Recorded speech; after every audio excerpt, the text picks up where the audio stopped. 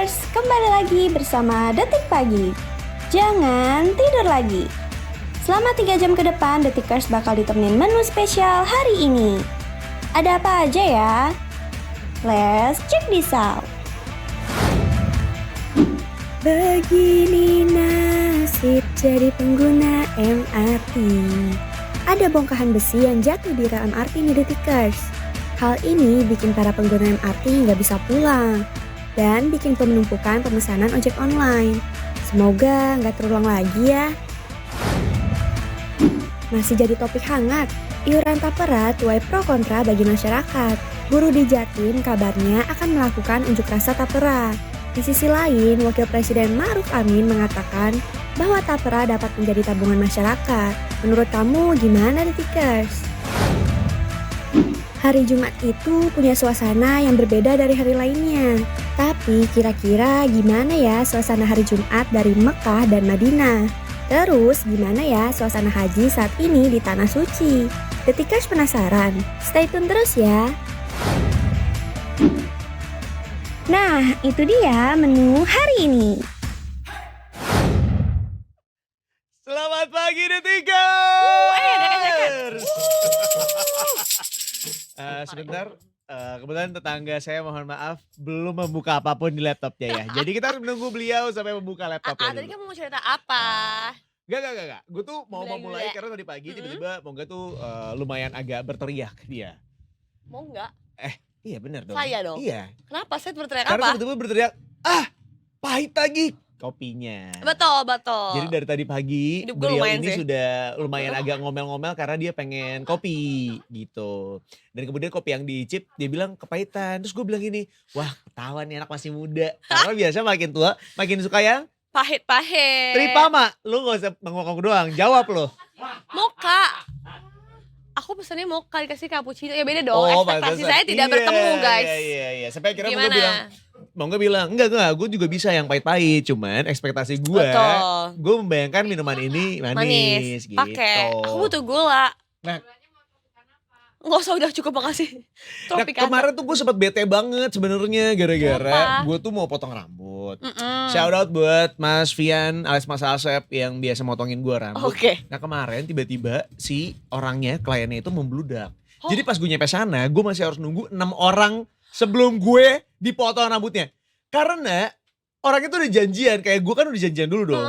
Masalahnya orang yang janjian ini bawa 2 orang temennya, jadi 3 orang kan. Oh, oke. Jadi ada 2 orang yang janjian, total bawa 6 orang dong. What? Jadi gue harus menunggu 6 orang di atas gue. Wah. Bete kan? Bete. Nah, Bete. di saat gue lagi diet kopi nih saat ini. Oke. Jadi gue memang sudah tidak minum kopi beberapa minggu terakhir ya kan. Hidup tuh. Hidup gue survive. Cranky gak? Hah? Cranky gak? Cranky. Cranky kan? Gak mungkin, gak minimal sakit kepala deh.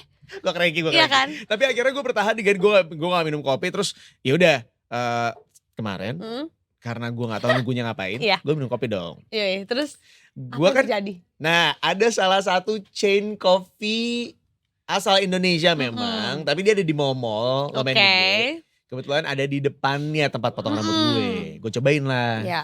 Ada di situ tulisannya sea salt caramel. Menarik banget. Menarik kan? Aduh iya. Enak kan? Mm-mm.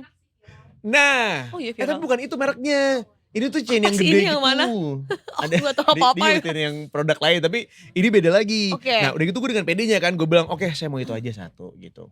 Salahnya gue memang, gue tidak menjelaskan itu panas apa dingin. Sehingga ternyata dia bilang itu tuh dingin, gak bisa dibikin panas. Oh I see. Nah tapi barista bilang gini, tenang Pak saya bikinin yang versi panas. Baik best kan? Baik banget. Baik banget sumpah. kan, gue udah kayak Iya. wah mas terima kasih banyak, terima kasih. Oke tapi gue mau ke toilet dulu boleh gak? Boleh, gue ke toilet aja. Ketika gue sedang memegang itu gue Takut. Masih gue baru pagi. tersadar. Gue gak bilang dikurangin gulanya, dia kan karamel gue bilang. Jadi akhirnya gue terburu-buru, terbirit-birit, gue lari lagi ke barista aja, gue bilang mas itu karamel ya? Karena dia lagi menuangkan karamelnya. Mas, itu tuh kayak sinetron tau gak lo? Iya. Kayak Sound effect gue bagus. gue kayak slow Iya, motion. Mas, Tidak. itu karamelnya ya. Dia, iya. Tapi dia tuang Terus semua. doangin, ya ampun. Terus gue udah kayak, Dan biasanya itu udah sama gula. Itulah. Jadi Harusnya gue tuh no sugar. itulah. Dan akhirnya gue kemarin meminum kopi yang Sangat guilty. udah lama gue gak minum kopi. Sekali minum kopi itu gak enak. Iya, gue tuh kayak, lu tau kan perasaannya kayak lu tadi. Iya. Ekspektasi lu tuh bakal minum kopi anget yang pahitnya tuh meresap di kalbu gitu. Wow. Gak ada, ini gue manis. Abis itu gue sugar rush. Udah, Giting ya tuh. gue gak bisa tidur sampai malam. Ya ampun. Deg-degan. Udah sensitif ya? Maksud lo? Gue tua? Oh, itu jelas. Karena lo maunya kopi panas Gua ya. Itu udah sensitif. tua banget sih jujur. Jujur. Udah, Itu kaget udah gue. habis semalam gue karena ini apa namanya sugar rush. Sensitif nih, makin kayak Oh takut banget. Maksudnya sensitif dengan gula Oh, iya. atau dengan kafein ya, karena udah lama gak minum kan. Bener, Jadi lo bener. combo tuh udah caffeinated, sugar rush pula. kebayang sih perasaan gue ya. Agak sedih sih. Masih bisa bangun ya? Tapi Apa yang bangun? kayak kalau gak bisa tidur, Gak maksudnya Masih gue pagi yang bangun. tolong. Masih bisa, makanya ada di sini dong pagi hari ya ini. gak telat kayak waktu Nggak itu telat. terakhir gue di sini gak sih? Gue Dendam. hari-hari gue emang telat. Oh gitu. Sama sih gue juga gitu. Buat ini doang gue datang pagi. Takut. Tapi itu pengalaman yang gue rasakan kemarin. Hmm. Gue gak tahu nih apakah Detikers pernah merasakan hal yang sama Hmm. juga ketika ngomongin tentang ekspektasi Oh. yang tidak sama dengan kenyataannya gak? Itu sering gak sih? Iya kan? Coba apa Iya. ekspektasi yang pernah ada di benak lo tapi kemudian beda sama aslinya? Aduh. Ya, Itu selain jelas kopi tadi selain ya. kopi Ah, tadi. mungkin ketika Sama kita pasangan? masuk kerja, Oh. pasangan ya udah biasa kan. Mm-mm. Ya urusan kerja juga udah biasa. Udah. Apa ya? Oh mungkin sama kayak orang-orang pulang kantor kemarin. Kenapa? Harapannya kan naik pakai AC, turun, naik MRT gitu. Tapi ternyata mereka diturunkan dari MRT. Oh iya, kemarin rame banget di sosial media gue juga. Ya kan? Heboh tuh. Gue sih ngeliat langsung kayak, ih apaan nih, orang-orang pada nunggu TJ kok. Tapi kok gak ada pelang halte bus atau ada pelangnya. Terus ternyata gue cek berita, MRT ditutup, gue cek berita, MRT sudah lagi ada masalah tutunya. Lu tuh salah satu korbannya atau Oh, lu cuma ngeliat doang? Saya cuma memandangi saja, alhamdulillah. Lu gak boleh alhamdulillah di atas penderitaan orang. Oh iya enggak, maksudnya Lu jangan enggak. ngadi-ngadi dong. Enggak dong. Gak, lu bersyukur karena Bersyukur, sebenarnya bener. oh iya alhamdulillahnya gue masih aman gitu ya. Betul, dan meskipun lagi gak ada kepentingan naik MRT juga. Oh. Karena emang lagi gak deket sama tujuan gue. Pokoknya tujuan gue dengan tempat tinggal gue tuh dekat. Terus kayak ya udah, tapi gue kebetulan emang lagi lewat lagi lihat itu. situ ya. Jadi lu bisa melihat kejadiannya secara langsung. Before afternya gitu. Maksudnya ketika MRT baik-baik saja, kemudian tiba-tiba kok ditutup. Iya. Terus abis itu ya ini apa rame. Masih belum kepikiran apa hubungannya orang rame dekat stasiun dengan dengan pintu MRT yang ditutup. Heeh. Sampai dengan kayak muncul didengar itu ada bapak-bapak berbaju kuning ya. Ya. Terus mati. Mari kita cek di Detik Finance. Wih deh. Terus sudah ada Kenapa bahwa ngeceknya Detik Finance, mohon maaf. munculnya Detik Finance by the way. Sumpah. Iya. Terus ya sudah ternyata dia metong guys, tidak bisa. MRT-nya yang metong, Iya. bukan bapak-bapaknya ya. Bapak-bapaknya masih tegak ya di Sehat sana ya ya. dia masih. sehat Oh, iya, berdua iya, lagi iya. ditemenin. Gitu. Ceritain dong, jadi sebenarnya ada apa yang terjadi kemarin? Jadi tuh ada guidelines ya. Jadi jadi ya kemarin itu baru banget pada mungkin sekitar jam 4 lewat ada kendala operasional di MRT, yaitu ada besi bangunan yang jatuh di atas rel kereta api rel MRT, tepatnya di daerah stasiun antara ASEAN sama Blok M. Oh. Nah di situ kalau nggak salah juga ada MRT yang mau melintas dan didinya berhenti. Jadi kita akan bahas lebih lanjut lagi setelah itu. Iya. Terus ya sudah gara-gara itu, dan itu kan harusnya cukup parah ya, agak membentang ya. Jadi sampai dengan entah jam berapa masih diperbaiki lah gitu. Dan pastinya tentunya jadi kemana-mana tadi. Betul. Orang nyari transportasi umum, jadi beralih ke Transjakarta juga. Dan itu kan mendadak ya Bun. Iya benar. Jadi ya agak panik-panik aja. Dan nanti kita juga bakal ada kata netizen ya, seperti apa sih komentar-komentar jahat itu, atau mungkin menarik. Boleh coba Ya kan? kita lihat ya. Kita lihat itu dulu. Iya, ini dari MRT Jakarta yang menginformasikan perjalanan kereta diberhentikan sementara nih. Imbas dari insiden pada proyek konstruksi di Gedung Kejagung Jakarta Selatan.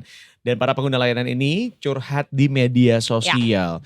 MRT sudah menyampaikan permohonan maafnya karena perjalanan kereta harus dihentikan untuk sementara. Hal ini menurut pihak MRT untuk memastikan keselamatan dari penumpangnya.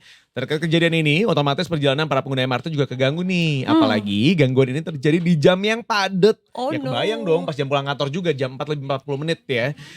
Kata salah satu pengguna di akun X bilang, kalau gini gimana bisa lewat, hadeh dasar kontraktor nyusahin gitu katanya.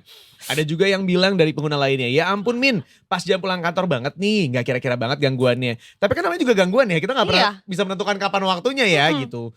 Udah gitu ada juga yang bilang pengguna lainnya gitu ya, menanyakan prosedur pengembalian tiket MRT yang udah dibeli secara online. Iya juga. Ya kalau udah beli tiket dari aplikasi gimana Min? Ya Itu juga ya. bener. Iya ya. Bener, Ada bener, juga bener. yang bilang nih dari admin akun @mrt Jakarta.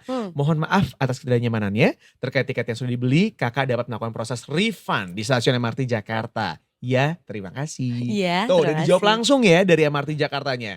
Belum diketahui juga kapan perbaikan ini akan selesai, tapi sejumlah pengguna sudah mulai menanyakan kepastiannya. Akun resmi MRT Jakarta bahkan menyarankan supaya pengguna tuh ngecek update-nya secara berkala. Ya mohon maaf atas ketidaknyamanannya dikarenakan saat ini sedang terjadi gangguan operasional. Mohon kesediaannya untuk menunggu dan cek informasinya secara berkala lewat kanal sosial media kami gitu katanya. Terima kasih atas pengertiannya. Sama-sama menurut gue sebenarnya ini memang bikin ngenes gitu ya Mungga ya. Gue kebayang kalau misalnya gue menjadi pengguna MRT, kita pulang kantor udah Ya. capek-capek pengennya nyampe rumah gitu. Itu. Bahkan kalau bisa teleport kita teleport gitu ya. Betul. Dan tiba-tiba kita terjebak dalam kondisi yang ya kita sama-sama gak ada yang pengen juga ada kondisi kayak gini terjadi gitu. Rasanya pasti ngenes sih. Pasti rasanya kayak lo minum kopi itu. Karena Cranky atau kayak kecewa. Ya gak sih? Karena kita diruntuhkan oleh ekspektasi sendiri Betul. Iya. Cuman menurut Aduh. gue penanganan dari MRT sendiri gitu ya dengan menyampaikan permohonan maaf dan lain sebagainya. Bagus sih. Iya, bagus kan? Jujur kayak Gue udah menenangkan hati, Iya. senang. Iya, karena kan bukan salah mereka juga. Ya Betul. mau gimana lagi Kalau gitu. mereka lagi lewat. Salah apa mereka? Tapi gue ngeliat ada videonya orang yang videoin. Jadi dia kan dari konstruksi itu jatuh gitu ya. Itu memang sempat ada yang selewat tuh, cuman berhenti di tengah jalan akhirnya. Takut. Iya karena mereka kehambat gara-gara Iya, itu kan. bener. Iya. Jadi sempat kena keretanya. Betul dan Gitu. memang sudah ada berita tadi gue baca deh kayak mana ya? Mana. Bentar. Saya sedang mencari. Dia kesekip brother. Tadi tuh ada. Apa tuh? Tulisannya. Ini dihapus gak sih guys artikelnya? Enggak ada kan? Yang itu. Bukan. Reaksi warga ketika berhenti MRT. Mana? Oh ini ada deh, ada videonya ya tuh. Makanya gue gak nemu tulisannya. Gue baru lihat judulnya. Oh ini. Coba kita lihat. Dulu nggak seperti apa kejadiannya supaya kita ada bayangan gitu ya. Silakan. Tadi udah ya, ada berapa besi?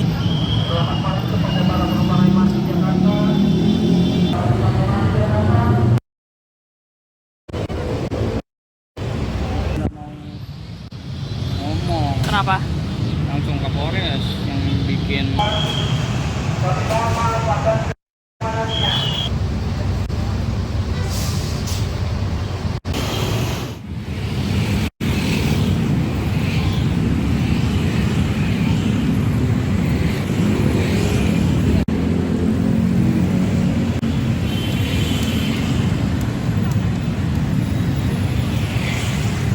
merah injeng apa tak? Ya nanti aja deh. Ya udah nanti. Coy serem banget. Langsung ke Polres yang bikin Oh.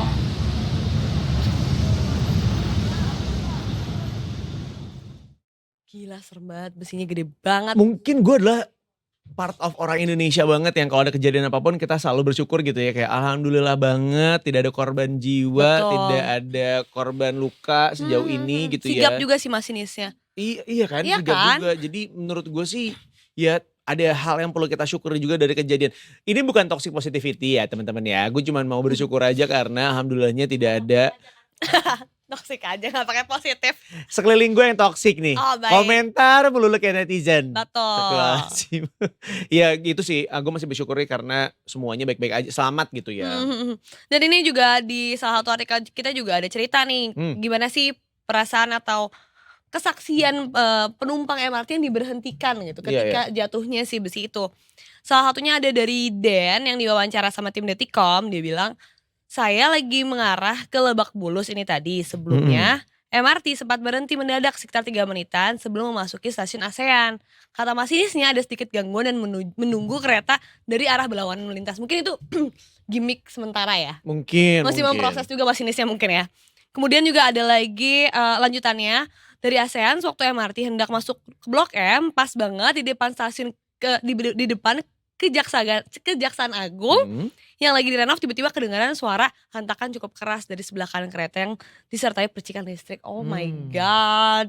Iya, So iya. scary. Kebayang gak sih lo lagi nih mati? Serem. Dubrak gitu. Enggak lagi, gue tau ya kayak ada. Emang ada jingle ya? Iya, belum pernah bareng kan sama saya naik MRT, saya happy. In a few minutes, itu salah, itu KRL, sorry. Gue hafal sumpah. Transjakarta, MRT, KRL. Kamu gak pernah naik kendaraan umum ya? Naik guys. Naik apa? Gerbang tol doang. Naik gue tuh paling seneng gue naik MRT. Karena menurut gue MRT kita itu udah mirip kayak MRT di Singapura dan teman-temannya gitu. Oh ya? Iya. Pernah dong, Astagfirullahaladzim gue naik Transjakarta. Itu yang gue gak relate karena gue Wow. pernah naik, mungkin beberapa kali pernah naik, tapi gila. Nanti lo bau. Kamu terlalu Jangan, MRT kasihan. buat KRL gimana? Gue dijudge. Toxic lo. Nah lo yang toxic, kalian yang toxic. Tapi ini yang gue rasain juga gitu ya. Mungkin pengguna-pengguna yang lainnya juga akan merasakan hal yang sama, bahwa hal-hal seperti ini tuh sebenarnya bisa terjadi oleh siapapun, pengendara apapun. Iya. Karena namanya juga musibah gitu ya. Iyalah. Baik cuman dia tadi lagi, mungkin masinis juga kayak nah. Iya kan? Wah, kaget. Kayak hidupnya Mongga tuh ceria ya, kayak apapun nah gitu. Dia mau jalan, dia mau ngapain. Kayak semua orang tuh di pikiran dia bakal yang ceria gitu. Gak tahu aja, dia belum punya cicilan gue rasa. Nanti kalau udah punya cicilan gak ada tuh nah gitu, gak ada. Ya ada kayak astagfirullah, dari mana lagi gue dari duit gitu. Ini salah satu bukti Kak Aryo kurang kopi ya. Iya. Antara gitu. kurang kopi sama kurang pendapatan ya. Oh baik. Itu dia. Atau kurang bersyukur. Astagfirullahaladzim. Astagfirullahaladzim. Alhamdulillah banget. Jangan itu penyebabnya. Iya. Kemarin Iya, hidup aku jadi manis karena aku minum kopi panis. Takut. Iya. Pahit. Baik. Tadi katanya ada kata netizen juga bakal ditampilin dari kutipan Ada? dari X. Mana Mungkin coba? kita lihat dulu ya, kita komentari balik kata-kata netizen itu. Ayo naik. Sikat. Tuh. Mata gue. Serem oke. cuy. Kalau sampai nimpa orang yang di kereta parah banget. Terus Parah, tanpa MRT cepetnya berasa di ujung dunia. Niat hati gak bawa mobil biar cepet sampai. Karena pulangnya malas macet, malah jadi pepes di TJ. Ojol pun mobil gak dapet. Ya Allah sedih banget. Iya. Soalnya kebayang semua orang pada pakai ojek online kan. Iya pasti. Tadi lihat ojol pada ngemper di stasiun Fatmawati. Banyak banget yang nggak tahu info kalau keretanya mati. Ini salah satu bentuk bukti bahwa banyak orang yang tidak menyebut rezeki ya. Iya benar. Nongkrong. Bayangkan berapa ribu orang yang pulangnya telat, oke. Dan harus keluar biaya ekstra buat naik taksi atau ojek online. Iya ini benar, gue sih. setuju. Karena biasanya kalau misalnya demandnya naik, ya otomatis juga harganya suka naik. Wah pasti sih. Ya kan? Tapi mbak yang itu kayaknya aman deh. Pulang kemarin ya dari Blok M ya mbak ya. Cuman 19.000 ya mbak ya. Nggak ngaruh Oh, iya. loh. Karena nggak persis di titik MRT-nya. Oh, Dia. atau mungkin dia karena pulangnya nggak di jam pulang kantor banget. Enggak ya sebenarnya sih. Curagan. Konsumtif ya mbak. Enggak, tapi lu pulangnya jam berapa Vi kemarin? 7-8 sih. Udah, mogok. pokoknya 16.40-an terjadinya. Ya, mungkin Arfi udah mulai menurun kali. Biasanya kan orang pulang kerja jam 5 jam 6-an tuh. Mungkin Bisa padat-padatnya di jadi. jam itu kali. Kalau jam 8 orang-orang udah mulai agak reda. Tapi waktu gue lewatin jam segituan juga masih. Tapi di Blok M dong sih orang berpusat di situ. Iya, karena Atau kan di mengeramai Blok aja ya? M kejadiannya ini kan. Iya Yang ditutup sih. di Blok M kan. Iya sih Stasiun Blok M. benar-benar. Suasana trotoar dan Jalan Sudirman pasca tutupnya operasional MRT Jakarta hari ini. Tuh lihat, kebayang kepadatan. Takut banget. Ini masih sampai dengan saat ini masih ditutup ya?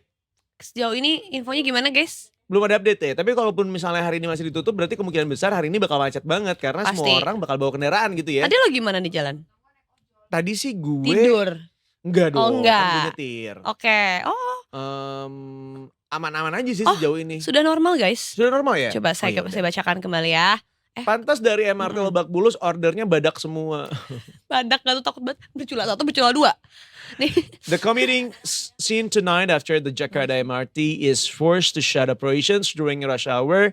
A piece of heavy equipment from a nearby construction site fell on the tracks. Oh, itu ada foto-fotonya ya yang diperlihatkan. Bagus ya tapi ya. Niat banget. Semangat lembur. Semoga besok udah normal dong. Biar aku gak kesusahan. Amin. Nah ini guys ada update-nya. MRT Jakarta kembali beroperasi normal usai insiden besi konstruksi jatuh. Alhamdulillah luar biasa. Allahu Akbar. Jumat berkah. Betul.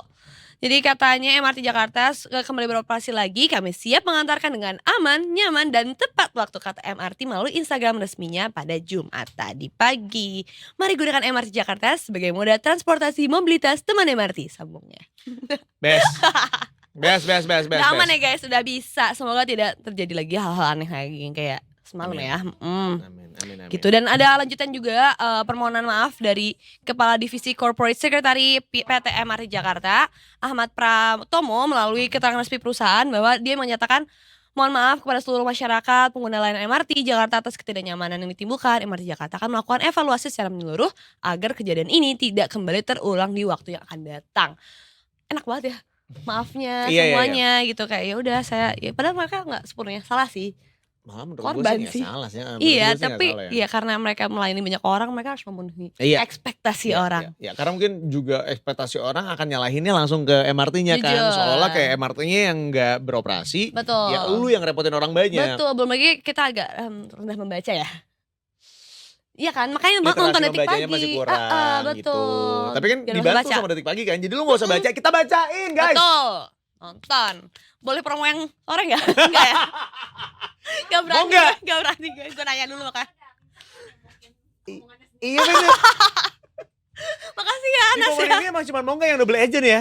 Gue lihat-lihat ya. Oh bener. Iya lagi yang satunya lagi stay di situ aja Iya, kayaknya. dia nggak boleh di pagi lagi katanya. Betul. Kalau pagi bolehnya Mas Angga katanya. Ya ampun. Bingung kan Ya gue. ampun bingung sih, gak apa-apa. Iya. Tapi Mas Angga juga termasuk cogil ya. Jadi aku sih ya.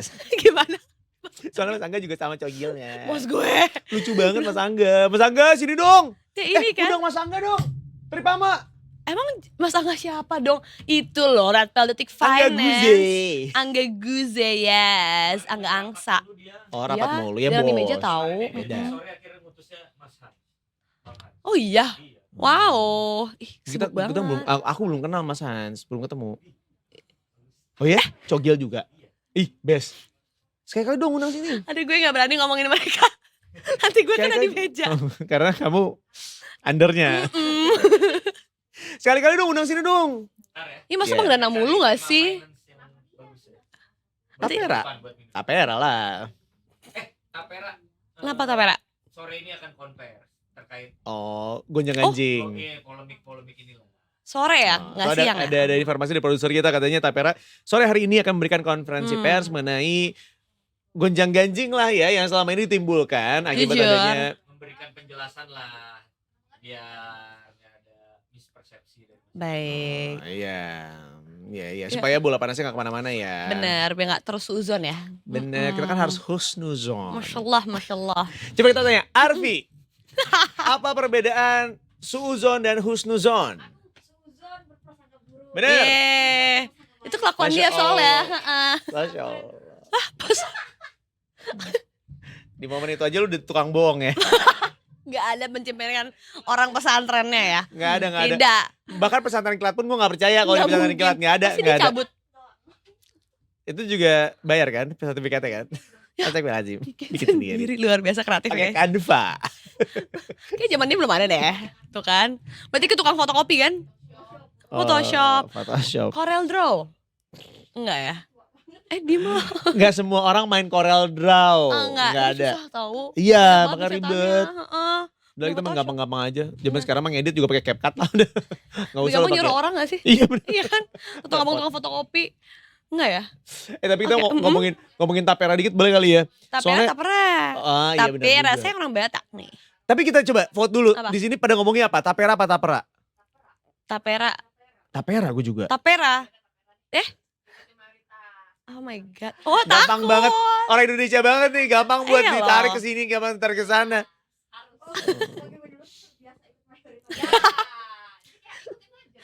Putra Perdana. Kenapa dia? Mana dia suaranya? Nggak ada. Coba. Udah ada Pute. Ada dong. Sejak kapan? Mata gue tuh jeli, tahu gue mah ngeliatin semua. Tiba-tiba lewat juga gue lihat. Dia nggak ada permisi, nggak ada assalamualaikum dia Nggak emang sopan dasar. ya? Padahal mata gue udah 4 gak sih? Masih ngerti ya?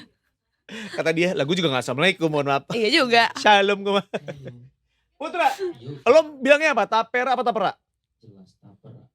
Ih jelas Tapra, so educated deh. Iya dong, karena kan tabungan perumahan.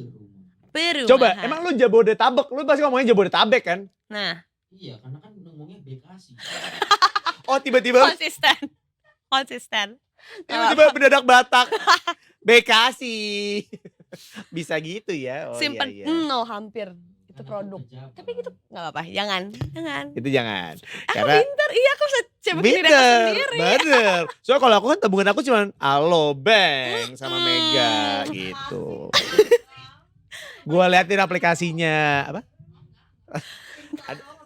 Astagfirullahaladzim beneran tahu gue pakai Alo. Buat masuk Aduh. yang ini kan. Enggak, Oh yang, enggak. yang ini ke Mega. Atau buat Mancing terus. atau mau buat beli ini tiket-tiket NCT gitu-gitu kan suka ada promo tuh. Lagi mau ada kan konser Tuh kan. NCT Siapa tuh di-provide sama Alobank. Kenapa? Kenapa? No, oke kita boykot bareng-bareng. Mana kemarin gue dapet SMS soalnya dari Alo. Belum ada klarifikasi ya? Oh, I see. Tuh. Iya sih. Tuh benar. Coffee Bean aja, Nonton guys. Wifi, Tulus, Malik and The Essentials dan Tiara Andini di Alo Bank Festival. Diskon 50% dengan Alo Pay Later. Gitu. Oh, makanya kamu pakai itu. Mau, iya aku tuh seneng banget soalnya sama Korean gitu. Ini kalau misalnya promosin produk itu kapan tuh Karyo katanya? Oh, enggak, iya benar ya. Tuh pengguna Alo. Ada uangnya loh itu kebuka. Oh iya maaf. Halo. Nah. Oh biar gak apa-apa. Biar kelihatan kalau gue beneran pakai dan emang nyimpan duit di sini. Tuh, emang beneran pakai gue. Banget loh, ditaruh uang di situ. Bener. Mungkin kita ngajuin Alo Pay Later kali ya supaya bisa beli tiketnya 50% soalnya.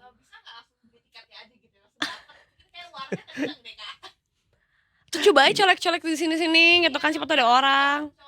Kita kalau ngomong colek-colek ini boleh di belakang layar aja gak Oh nih? iya Kalau nggak, boleh. Detikers bisa nih ada yang nyolek gue kayak Kak, masa aku gak bisa dapet Kak? Oh my god, salah. Ntar ditip ke gue lagi, gak ada. Jangan. Ngadi-ngadi lu. Ya pokoknya silakan diceki-ceki aja. Nah tapi kalau ngomongin tentang masalah tapera ini ya. Ini tuh lagi rame banget kan. Dan bahkan di Jawa Timur ada ribuan buruh yang bakal menggelar aksi unjuk rasa di Surabaya. Jadi mereka ini bakal menyuarakan protes tentang kebijakan potongan wajib 3% tabungan perumahan rakyat alias tapera ya. Dari Sekretaris Konferensi Serikat Pekerja Indonesia atau KSPI, Jatim Jazuli, bilang kalau pihaknya ini bakal melakukan aksi unjuk rasa di Kota Pahlawan minggu depan. Ini aksinya udah disepakatin dalam konsolidasi kemarin malam. Dan dia juga bilang nih bakal ada ribuan buruh se-Jawa Timur yang akan mengikuti aksi yang satu ini. Menurutnya tapera ini hanya bakal membebani buruh di tengah upah yang masih minim pasca penerapan UU Omnibus Law. Hal senada juga disampaikan oleh Wakil Sekretaris DPW FSPMI Provinsi Jawa Timur, Nurudin Hidayat. Karena menurutnya dirinya tuh akan melakukan konsolidasi terlebih dulu gitu ya sebelum menggelar aksinya. Nurudin juga bilang kalau para buruh pengen supaya program tapera ini jangan dijalankan terlebih dahulu karena seharusnya dimusyawarahkan bareng sama-sama gitu ya. Jadi ya kalau hasil udah ada itu hasil kesepakatan bersama juga. Pada prinsipnya Nurudin ini dan juga perwakilan buruh bakal memperjuangkan jaminan perumahan untuk buruh dan juga rakyat. Dia menilai nggak manusiawi kalau buruh bekerja puluhan tahun tapi nggak bisa memenuhi kebutuhan dasarnya berupa papan atau rumah. Aduh, gitu. Tapi walaupun tapera itu sendiri buat rumah, maksudnya pada nggak setuju juga pada akhirnya ya. Bener karena Gue sih setuju karena gue nggak tertarik punya rumah. Enggak, gue tuh gue tuh based on experience aja ya. Ada banyak banget teman-teman gue atau mungkin kita bisa berkaca para artis gitu ya. Ketika di masa tuanya mereka tuh tidak memiliki rumah dan akhirnya hidupnya tuh luntang-lantung gitu. Oh I see. Yang jadi masalah sekarang tuh gue ngerti mungkin keprihatinan yang ada di pemerintah adalah jangan sampai ketika di masa tua lu udah gak bisa kerja, lu tuh Luntang-lantung itu. iya menderita gitu loh dalam Bener. kondisi yang bahkan rumah pun lu nggak punya. Mungkin arahnya ke sana. Tapi gue juga paham yang diinginkan oleh buruh adalah lu kebayang uang lu aja gaji lu tuh nggak cukup buat kehidupan sehari-hari. Masa mau dipotong lah. lagi? Iya benar. Bener sih. Nah untuk menenangkan suasana, Ma'ruf Amin juga bilang bahwa bagian tidak perlu tapera dananya, yang tidak perlu tapera, dananya bisa menjadi tabungan. Wakil Presiden Ma'ruf Amin menanggapi terkait kebijakan potong gaji bagi para pekerja untuk tapera. Ma'ruf Amin menilai saat ini diperlukan adanya sosialisasi terlebih dahulu kepada masyarakat. Ia bilang, saya kira ini memang sebenarnya soalnya belum tersosialisasi dengan baik. Kan sebenarnya tapera itu tabungan masyarakat untuk saling bantu dalam penyediaan rumah. Nah, kalau belum punya rumah, itu ada KPR atau kredit pemilikan rumah. Ada KBR, kredit pembangunan rumah. Nah, kalau dia punya tanah, dia bisa membangun nanti mendapatkan pinjaman. Nah, kalau yang udah punya rumah, bisa menggunakan KPR namanya kredit renovasi rumah untuk membangun rumah. Jadi sebenarnya bisa-bisa aja. Jadi itu banyak ya ternyata ya. Dari satu kalimat itu aja udah padat banget, berarti banyak fungsinya dari si tapera itu sendiri. Memang mungkin sosialisasinya kurang. Iya. Sih, Nah, benar. kita tungguin aja konferensi pers nanti sore gitu ya. Kita lanjut dulu sedikit sebelum kita nanti bakal ngobrol-ngobrol juga, karena kita juga udah nanya nih komentarnya daripada Detiker semuanya mengenai tapera ini. Tapi kalau dari Mensesnek Pratikno bilang kalau menanggapi ramainya penolakan kebijakan iuran tabungan perumahan rakyat yang motong gaji pekerja ini, ya kebijakan ini bakal dijelaskan oleh Kementerian PUPR lah. Izin prakarsanya kan itu dari Kementerian PUPR. Nanti biar Kementerian PUPR, Kementerian Keuangan, dan kementerian terkait yang akan menjelaskan. Ini disampaikan oleh Pratikno di Kementerian Sekretariat Negara Jakarta Pusat hari Kamis 30 Mei 2024 kemarin. Pratikno juga bilang pemerintah ini telah melakukan rapat koordinasi mengenai kebijakan iuran tapera. Pratikno menegaskan Kementerian PUPR yang akan memberikan penjelasan nantinya. So, kita tungguin aja nanti sore akan seperti apa ya. Yes, nah dan abis ini akan ditayangkan hasil wawancara tim Detikom ya. Ya, kita mau lihat nih komentarnya dari para netizen lah ibaratnya gitu ya. Para Apa warga. pendapatnya. Sikat.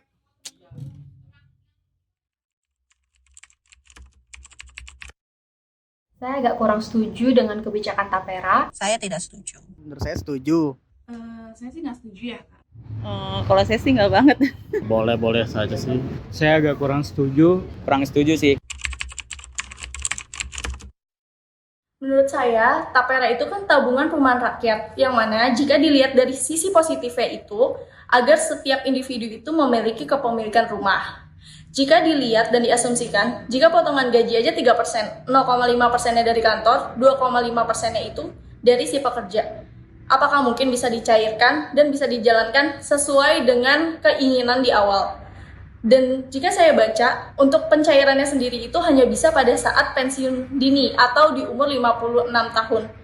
Apakah mungkin? Sedangkan harga properti itu semakin bertambahnya tahun akan semakin terus naik. Pendapatan para pekerja yang mungkin cuma UMR atau bahkan kurang gitu kan, masih ada potongan-potongan dari potongan gaji karyawan, misalkan tunjangan, BPJS, dan potongan lainnya. Terus ditambah potongan tapera sebesar 25 apa 2,5 gitu kan. 2,5-3%. 2,5-3% itu mungkin kelihatannya angka persentase yang cukup dikit. Tapi kalau misalkan dialokasikan ke yang lebih bermanfaat, misalkan lebih dibutuhkan, itu cukup besar. Untuk keluarga misalkan ada cicilan motor atau mobil yang lainnya kan. Ya, kalau saya melihat program tapera ini lebih banyak kontranya daripada pronya, baik itu dari kalangan masyarakat ataupun dari kalangan industri. Beberapa hal diantaranya yang menjadi poin kontra. Pertama, terkait potongan untuk dana tapera. Seperti kita tahu bahwa penghasilan masyarakat Indonesia saat ini sudah banyak sekali dilakukan pemotongan, baik itu seperti untuk BPJS Kesehatan, dana pensiun, begitupun juga pajak. Kita tahu sekarang pajak potongannya juga sudah cukup besar ya, dan ini pengaruhnya juga cukup kuat, terutama bagi masyarakat Indonesia yang sudah berkeluarga. Jadi saya rasa potongan-potongan tersebut sudah cukup menyulitkan bagi masyarakat. Sedangkan sekarang sudah mau ditambah juga dengan potongan untuk dana tapera. Kemudian poin yang kedua adalah terkait penghitungan dana tapera. Kalau kita lihat ketika kita menyimpan dana untuk tapera yang kemudian kita bisa ambil di usia 50 tahun, saya rasa pemerintah perlu untuk mempertimbangkan kembali apakah sudah seimbang antara dana yang kita taruh untuk program tapera dengan harga tanah pada saat itu. Kalaupun kita menabung sampai usia 50 tahun, apakah dana itu cukup nantinya untuk kita memiliki rumah yang mungkin pada saat itu harganya pun juga sudah tinggi. Karena seperti yang saya tahu, biasanya harga rumah atau tanah itu meningkat setiap tahunnya. Saya rasa itu baru 2 poin dari banyak sekali kontra yang ada di masyarakat. Harapan saya adalah jika pemerintah tetap ingin melaksanakan program Tapera, saya harap pemerintah betul-betul memikirkan ini dan mempersiapkan ini secara matang. Dan tentunya memastikan bahwa dana Tapera ini dipergunakan sebagaimana mestinya, karena saya rasa ini menjadi poin utama atau menjadi masalah utama di tengah masyarakat, di mana tingginya keraguan masyarakat akan kinerja pemerintah untuk menerapkan atau mempergunakan dana Tapera sebagaimana mestinya. Kita aja cari kerja tuh udah susah ya, dengan maksimal mendapatkan gaji yang mau kita dapetin tuh susah gitu kan. Dan sekarang kita udah mencapai di pekerjaan tersebut dengan gaji tersebut, terus tiba-tiba ada kebijakan kayak gini dengan alasannya mau membuat rumah pertama gitu kan. Bagi saya pribadi, dengan saya bekerja dan mendapatkan gaji, mungkin perlahan saya bisa menabung dan membuat rumah sendiri gitu. Jadi nggak perlu kayak dipotong-potong gitu. Saat ini sudah ada fasilitas KPR yang dapat membantu masyarakat untuk mencicil rumah idaman mereka. Yang kedua, tidak semua masyarakat memiliki prioritas untuk membeli rumah. Beberapa masih memprioritaskan kebutuhan primer yang nantinya akan terpotong dari biaya Tapera yang diwajibkan oleh pemerintah. Selain itu, ada beberapa pun masyarakat yang mungkin lebih merasa enak atau nyaman untuk melakukan penyewaan rumah karena mempertimbangkan harga tanah dan juga harga rumah yang overpriced, terlebih di kota Jakarta. Kalau emang bagus buat menengah ke bawah, kalau menurut saya sih seharusnya sebelum dijadiin peraturan pemerintah, lebih mendengarkan suara publik dulu. Karena dengan situasi saat ini, kondisi ekonomi saat ini, buat kita sebagai penabung, ngerasa secara hitungan matematisnya nggak masuk. Jadi kalau seperti itu kan, untuk apa ya dari Tapera ini? Ya keberatan lah saya, masalahnya gaji saya aja juga cuma segitu terus dipotong lagi. Keberatan lah, buat hidup aja udah kurang. Bisa dapat rumah. Enggak deh. Ya sama aja Kak, keberatan juga. Keberatannya karena? Ya karena gaji aja cuma segitu, masa harus dipotong lagi? Nah, untuk saat ini Pegawai Salah 1 udah banyak banget potongannya dari BPJS, dari PPh 21. Kenapa harus ditambah lagi nih untuk potongan dengan gaji yang emang nggak seberapa gitu. Dan ini kan juga katanya untuk cicilan rumah, sedangkan nggak semua orang tuh tujuan akhirnya untuk memiliki rumah gitu. Jadi kenapa urusan pribadi orang tuh jadi diurusin sama negara sih kayak gitu. Karena dari yang saya lihat dari riset di sosial media ataupun dari website, untuk Gen Z ini kan faktanya susah untuk membeli rumah ya. Mungkin juga kebanyakan ya mohon maaf kontrak bagaimana. Menurut saya setuju aja untuk angsuran dan iuran Tapera ini. Asal pengelolanya benar, saya tetap setuju dan pro untuk program Tapera ini. Pemotongan dari gaji kita bulanan saja itu sudah cukup besar, dari BPJS Ketenagakerjaan, kemudian dari BPJS Kesehatan, pajak penghasilan. Itu sudah lumayan. Ditambah kalau misalnya 3% dari Tapera,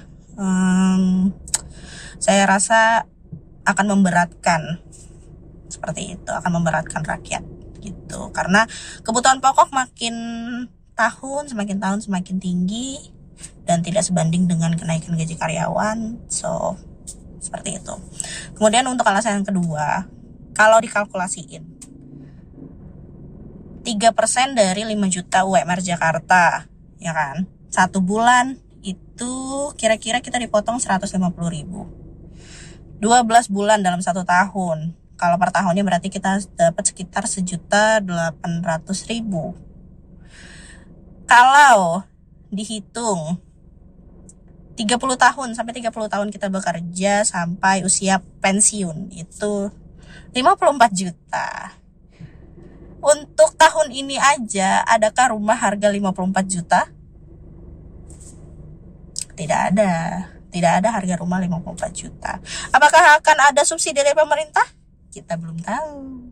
Tapi dengan kenaikan harga setiap tahunnya untuk biaya properti, 30 tahun yang akan datang, rumah apakah ada 54 juta? Tidak ada guys. Jadi saya rasa kebijakan ini perlu dikaji ulang. Ya, jangan sampai, ini adalah keresahan saya sebagai masyarakat awam, jangan sampai kebijakan ini menjadi kesempatan bagi oknum-oknum negara yang tidak bertanggung jawab dan menyelewengkan uang negara. Seperti itu, karena kasusnya banyak. Tuh, itu dia kata-kata netizen yang rata-rata mungkin kalau misalnya kita boleh rangkum memang nggak setuju ya sebenarnya ya. kurang lebih. Tentang tapera ini. Pun bukannya secara tidak langsung menolak, tapi minta dikaji kembali, dipertimbangkan sih mungkin ya lebih tepatnya. Iya, karena kalau menurut gue pribadi sih, gue mau give it a chance lah gitu ya. Kayak misalnya nanti sore mau ada konferensi pers, I really wanna hear apapun yang disampaikan sama mereka penjelasannya dan coba berpikir positif aja gitu Iya, kan. betul. Walaupun sebenarnya di dalam otak gue yang bermain adalah, wah 2 tahun lagi nih tiba-tiba ada pemberitaan yang gue bacain adalah kasus tapera naik ke KPU gitu kan. KPU lagi KPK. Kan gue jadi kayak ya sia-sia dong gitu. Iya, mungkin banget. Takut banget kan. Ya makanya. mudah-mudahan kali ini kalau misalnya pun emang jalan kemudian bisa dikontrol dengan baik aja sih. Betul, aduh hopefully ya. Ya kita harus positif. Aduh. Harus positif. Kopi gue gak ada gula, gak bisa positif. Kalau ada gula mungkin semua gara-gara Anas. Salahin Anas saya dulu. Miskom antara mau mochaccino sama cappuccino ya. Betul, itu Iya. bebeza ya. Mana gue minta extra shot, dikasih extra shot gak ini? Iya. Tapi cappuccino lu bayangin pahitnya kayak gimana? Tapi enak sih, jujur gue suka, cuman ekspektasi saya. Yang enak sate. Sate katanya. So yummy. Pagi-pagi lo gak sakit perut tuh makan sate. Dah, gue Ini jadi ada pengen yang sate. Kabita tuh lihat Nggak, tapi mukanya. jujur gue tuh harus minum antibiotik sekarang. Jadi gue harus cari makanan nih, mohon maaf. Oh itu ada snack kita. Iya, nanti aku cek dulu snacknya seperti apa ya. Dan jangan kemana-mana nih, itu masih bakal balik lagi setelah satu ini. Tetap di Gue takut salah ngomong lo aja. Detik Pagi. Jangan tidur lagi. Si hore-hore.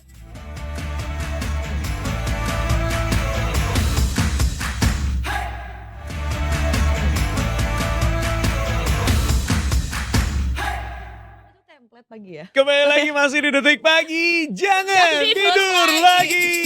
Yang mana yang template? Ya. Ya ada. Ya, setiap saat. Gue cuma suka pakai itu. Gitu. Kayak bersemangat banget gitu. Kenapa sih makanya udah lama gak di pagi, lamanya di sore mulu ya? Iya, emang itu dedicated ya. Tapi jangan lupa nonton Detik Sore dari jam 2:30 ya. Enggak, jam 3:30 sampai dengan jam 6 sore. Jam 5:30. Jam 6 sore. Sekarang jam 6. Lah, dari dulu. Gak pernah karena di jam segitu pasti aku lagi kerja. Berat juga gak usah. Gak apa-apa, nonton. Kalau misalnya mau tahu hasil prediksi HSG besok kayak gimana, bisa nonton di situ. Terus isu-isu financial buat ya lagi cenderungnya buat ke pasar saham sih ya. Bisa nonton itu pokoknya. Tapi ada yang santai-santai di Sunset Talk kok, seru banget. Iya jujur itu paling asik sih. Kali itu paling kamu ngerti ya? Iya. Biasanya gue melupakan Edo gitu kayak. Oke, narsumnya lebih seru. Di situ Edo kayak gak ada apa-apanya lah, gak usah dianggap. Tapi kan sisanya dia nguasain. Karena gue gak ngerti. Sampai gue pernah ngobrol sama timnya. Ada beberapa segmen yang mereka gak bikinin skrip. Oh emang. Biar Edo aja yang ngomong. Itu bagian ini investasi. Maksudnya buat IHS gitu. Oh market review benar. Nah, itu emang dia doang tiap pagi tuh. Bang Edo sudah selesai kah? Gitu. Nantilah kita bikin juga segmen itu ya, market share tapi ya. Wah. Iya lihat aja dari mukanya. Ngerti lah, gila kali. Hari gini gak Iya, ngerti. kan yang bikinin skripnya bukan gue. Betul. Gue tinggal baca. Tapi gak tahu. Kenapa? Gue gak ngerti walaupun gue baca. Aduh sedih. Sumpah karena mungkin gue bukan pelaku kali ya. Iya. Tapi setelah itu gue jadi pelaku coy. Pelaku Keren. tindak kejahat. Enggak dong. Ikut belajar saham lah. Bahkan gak nyoba reksadana karena gue kayak naruh doang. Gue pengen menantang. Wih, udah mulai nih sekarang. Udah tapi kecil-kecil aja. Nggak apa-apa. Terus gue nanya ke teman-teman dulu. Dan karena gue cewek, gue nanya ke teman cewek karena biasanya cewek sama cowok tuh caranya beda. Oh. Terus dia ada yang temen gue dari SMA udah mainan. Tapi bukan trading ya, ada investasi di situ dan emang sekarang udah punya 100 juta pertamanya. Gila, umur 26 tahun. Punya 100 juta pertama. Dan itu emang orangnya juga gaya hidupnya rendah, walaupun dia punya mobil. Tapi kayak ya udah mobil bekas orang tuanya. Terus dia jarang ke mall, pacaran juga main biliar doang dekat rumah. Udah. kayak gitu terus kayak oh my god inspiring, right? Keren sih, salut Iya gue sama orang kan, kayak gitu ya. Bang. bener. Hidup itu penuh perjuangan ya. Betul. Emang harus ada prosesnya untuk kemudian menjadi seseorang yang kemudian dilihat sama orang banyak lah gitu kan. Terutama Yes. juga ketika ingin lu menjadi bercita-cita ingin menjadi seorang leader, itu Wow. juga menurut gue penting banget untuk memulai dari nol ya kan. Benar, nggak mungkin langsung jadi 100. Anyway, hari ini Apa? para leader akan berkumpul. Enggak tahu udah lewat. Oh, udah lewat. Udah lewat. Oh, Itu 2 hari, Kemarin. itu 2 hari yang lalu. oh iya 2 hari yang lalu, hari Rabu. 2 hari yang lalu. Aduh. Tadi Apa sih tuh? produser gue ngomongnya gini, ini artikelnya yang ini kan hari ini nih. Ini Iya, juga- itu naik. Oh, gue dengernya yang hari ini. Iya, iya. Gitu. Ini dari Rabu tanggal 29 Mei kemarin ya, Detikers. Jadi pemerintah pengusaha tuh kumpul ngebahas arah industri rokok. Rokok. Oh. Wow. Dari Detikcom Leaders Forum kembali hadir di tanggal 29 Mei 2024 kemarin. Tepatnya di hari Rabu di Tuh kan. Jakarta. Dan Detikcom Leaders Forum ini ngangkat tema arah industri tembakau dan pengaturan akses anak. Berbagai isu tuh dibahas nih seputar dari industri rokok dan juga tembakau di acara tersebut. Misalnya kayak tren industri tembakau, kemudian dampak perubahan regulasi terhadap pola konsumsi masyarakat, penjualan dan distribusi produk tembakau, penanganan akses anak di bawah umur terhadap rokok sampai dengan tantangan dan kontribusi industri tersebut di perekonomian Indonesia. Nah, narasumbernya sendiri itu campur Banyak tuh, kompeten banget. semua udah pasti Betul. ya.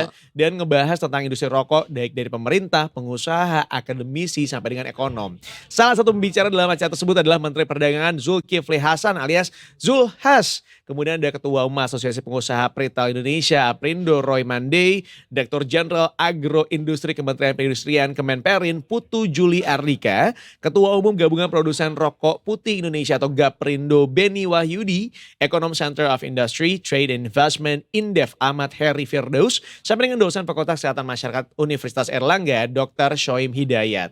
Nah, para panelisnya sendiri itu ngebahas tentang perekonomian industri tembakau, inovasi dan juga cara ngatur produk tembakau di Indonesia, khususnya bagi anak. Leaders Forum kali ini juga gak cuma sekedar forum, tapi juga menjadi panggung bagi pertukaran ide di industri tembakau. Dari sisi pemerintah misalnya, lewat kementerian naunginya Zulhas, itu punya beberapa program terkait pengendalian rokok di Indonesia. Salah satunya, ngatur soal periklanan. Jadi dalam peraturan Menteri Perdagangan nomor 50 tahun 2020 tentang ketentuan perizinan usaha, periklanan, pembinaan dan pengawasan pelaku usaha dalam perdagangan melalui sistem elektronik, tertuang nih ketentuan iklan elektronik tidak bertentangan dengan ketentuan perundang-undangan. Terus, Putu juga bakal membahas upaya Kemenperin buat ngedorong industri tembakau. Jadi misalnya nih ya, dalam diferensiasi produk tembakau yang lebih sehat nih. Udah gitu dia juga bakal membeberkan langkah-langkah untuk mendukung petani tembakau sampai dengan pengaruh regulasi terhadap industri tembakau. Sementara kalau dari sisi pengusaha, Roy ini bakal ngebahas tentang peranan retail terhadap distribusi dan penjualan produk tembakau dan langkah-langkah inisiatif yang diambil terhadap dari produk retail gitu ya, terhadap kesehatan masyarakat. Nah, regulasi tembakau yang digodok pemerintah ini kemungkinan besar bakal berdampak nih pada perkembangan industri retail, begitar, jreng. Wow.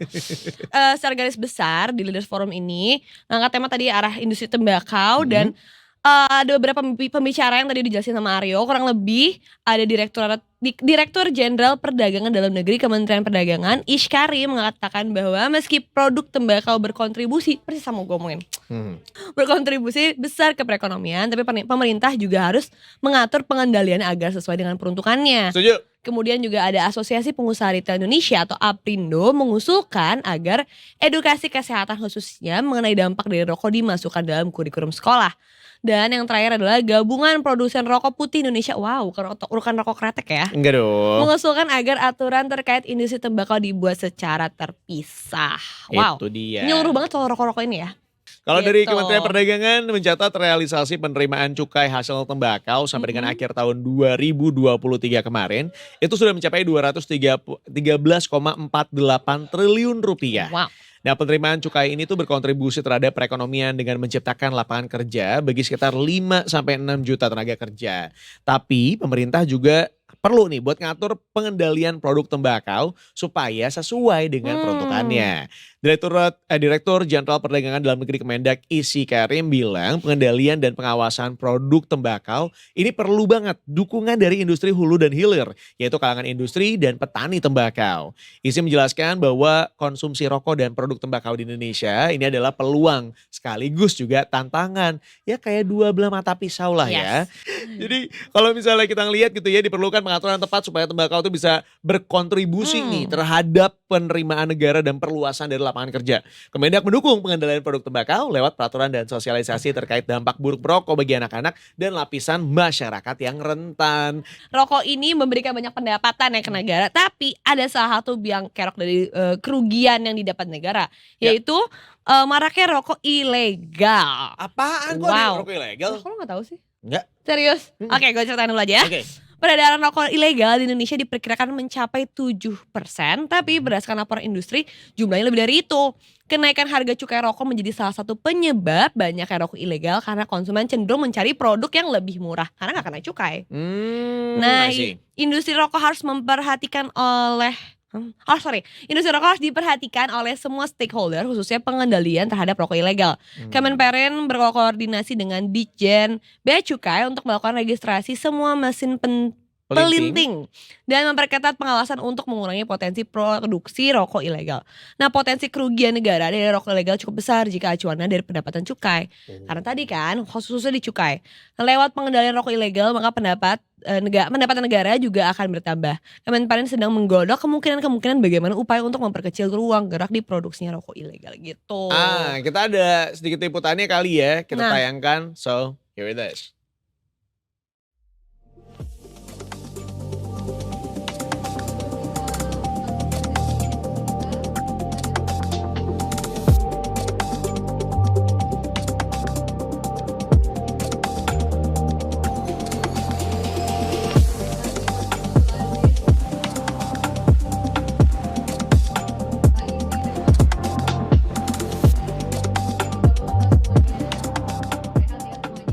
Yang kami miris adalah justru sekarang ini yang legal-legal ini ya, yang dijual di retail kan legal. Kalau tadi dibilang rokok itu kan tidak haram ya Pak.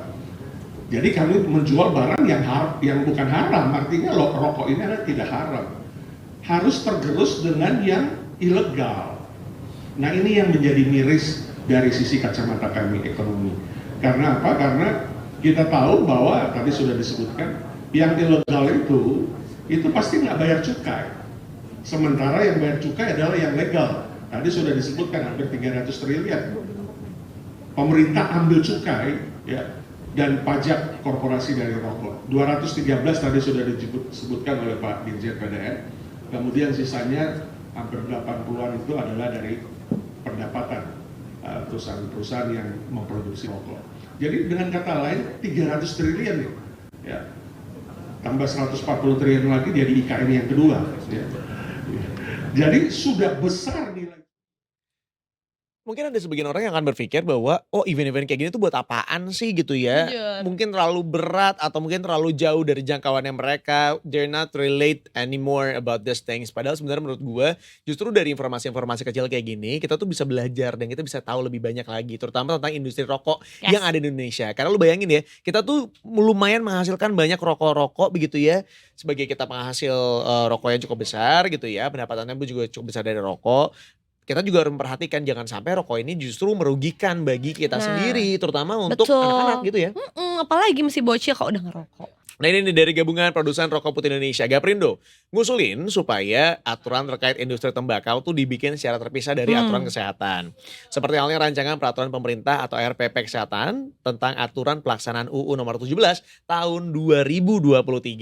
Ketua Umum Gaprindo, Beni Wahyudi menilai aturan terbaru ini nggak jauh beda sama aturan yang lama. Dari PP nomor 19 tahun 2012 tentang pengamanan bahan yang mengandung zat adiktif berupa produk tembakau bagi kesehatan yang sudah mengatur terkait kesehatan secara lengkap, tapi pelaksanaannya di lapangan tuh kurang diawasin dengan baik. Menurut Beni, ngurangin prevalensi perokok di bawah umur tuh harus melibatkan banyak pihak. ya, dan semua pihak harus ikut terlibat juga dalam edukasinya.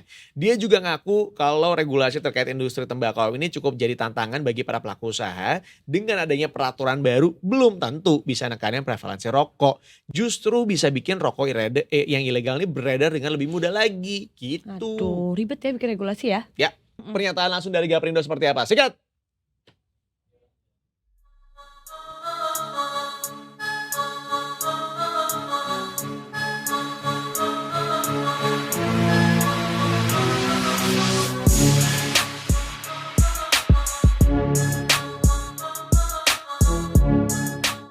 Jadi kalau itu ditambahkan kepada produksi yang ada, ya pasti akan ya tidak turun. Tapi kalau secara nasional, industri hasil tembakau sudah turun dari 350 miliar lebih sebelum COVID menjadi di bawah 300 miliar setelah COVID saat inilah tahun 2023. Nah, untuk rokok putih, untuk kami yang dimana Gaprindo menaunginya, dari sebelumnya 15 miliar batang per tahun, sekarang sudah di bawah 10 miliar. Artinya turun. Nah itu dia pernyataan dari Gaprindo. Sekarang kita bakal bahas masih soal kesehatan dan khususnya buat anak-anak remaja dan anak sekolah. Jadi bakal ada tadi masih rancangan RPP, rancangan peraturan pemerintah kesehatan batas jual rokok 200 meter dari sekolah. Apakah akan segera disahkan ya. Jadi RPP kesehatan tadi akan mengatur soal pengamanan zat adiktif, yakni produk tembakau bakal segera disahkan Kementerian Kesehatan RI. Salah satu pasalnya itu mengatur zonasi penjualan rokok minimal 200 meter dari sekolah. Wow. Nah, Ketua Umum Asosiasi Pengusaha Retail Indonesia, Aprindo Roy Mandey, tadi yang bicara pertama ya, menyebut bahwa pasal ini membuat Aprindo sedikit bingung. Selain bagaimana cara menghitung jarak 200 meter tersebut, pasal tambahan ini dianggap cukup tumpang tindih dengan pasal sebelumnya yang mengatakan bahwa orang di bawah umur 21 tahun dilarang untuk membeli rokok. Padahal para pelaku retail sudah memiliki standar operating procedure atau SOP terkait penjualan rokok pada anak. Nah, Roy berharap regulasi yang akan dijalankan haruslah melibatkan para pelaku usaha bukan sekadar memberikan sosialisasi saja, melainkan adanya inisiasi sehingga para pelaku usaha dapat memberikan suara dan menghindari adanya arogansi. Nah, sementara itu Direktur Industri Minuman, Hasil Tembakau dan Bahan Penyegar Kemenperin, Merianti Punguan Pintaria mengatakan bahwa regulasi soal penjualan rokok pada PP 109 tahun 2012 itu cukup rigid. Namun implementasi dan sosialisasinya yang belum dijalankan dengan maksimal, begitu. Nah, kalau tadi Kemenperin yang bicara mengenai rokok-rokok ilegal, sekarang ternyata dari pengusaha retail juga bicara mengenai banyaknya rokok ilegal. Industri rokok di Indonesia yang terus tumbuh positif, tapi sayang dengan pertumbuhan ini ternyata diikutin juga sama maraknya peredaran rokok yang ilegal.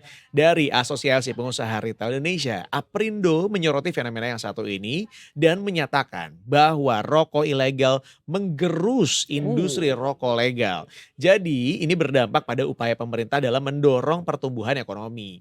Dari Ketua Umum Aprindo, Roy Mandey bilang rokok ilegal ini tidak membayar cukai, sementara rokok legal membayar cukai. Ini menyebabkan rokok ilegal bisa dijual dengan harga yang jauh lebih murah dibandingkan rokok legal. Jadi ya merugikan industri rokok legal lah ya, dan tentunya bisa mengurangi pendapatan negara dari sektor cukai juga. Nah, Roy ini juga menjelaskan kalau kontribusi industri tembakau terhadap ekonomi Indonesia itu cukup besar. Sekitar 10% dari total transaksi di industri retail ini berasal dari penjualan rokok. Itu kenapa keberadaan rokok ilegal bisa menghambat pertumbuhan ekonomi karena negara kehilangan pendapatan dari sektor rokok legal. Aprindo mengimbau kepada pemerintah untuk mengambil tindakan tegas dalam memberantas peredaran rokok ilegal supaya industri rokok lokal tuh bisa terus tumbuh gitu ya dengan sehat dan memberikan kontribusi positif terhadap ekonomi Indonesia. Nah, kalau pengen tahu nih informasi lebih lanjutnya seputar dari Leaders Forum, tinggal langsung diakses saja. Di mana lagi kalau bukan di Detik.com. Yes, itu dia. Oke, kayaknya kita udah ngomong cukup panjang ya. Jujur bahas rokok. Iya bener. Benar. Sekarang kita mau ngerokok. Enggak ya? Astagfirullahaladzim, gak boleh. Enggak. Kebetulan kita belum ada yang ngerokok, tapi kita mau istirahat dulu karena kita mau santai dulu sambil minum. Betul. Air mineral. Saya sih ngopi, dia sih tidak bisa. Terus saya yang kena marah. Lagi diet kopi. Oh no. Jangan kemana-mana Detikers, kita kembali setelah satu ini tetap di Detik Pagi. Jangan tidur lagi.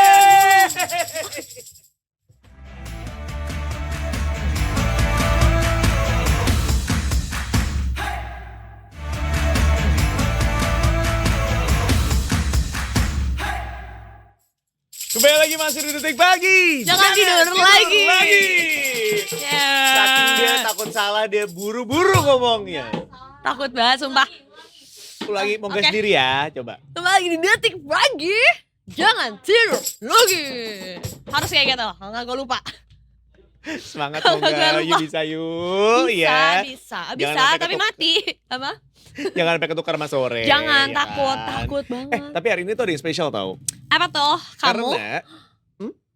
Karena hari ini kita akan ngobrol-ngobrol sama perwakilan dari Detik Hikmah yang Yes. sedang berada di Madinah. Masya Allah banget. Masya Allah. Ih, ini kita mau ngomongin tentang suasana selepas sholat subuh di Tanah Suci. Karena ini mungkin jam-jamnya gitu ya. Kalau di Ya. sana habis sholat subuh gitu kan. Oh, Dan ya katanya sih memang beberapa jemaah haji diimbau tidak memaksakan diri pada saat sholat Jumat di Masjidil Haram. Dan kita pengen tahu juga situasinya saat ini seperti apa di sana. Yes, dan sekarang sudah tersambung dengan Kang Ajat di Madinah. Mari kita sapa Kang Betul. Ajat. Halo, assalamualaikum. Assalamualaikum Kang Ajat.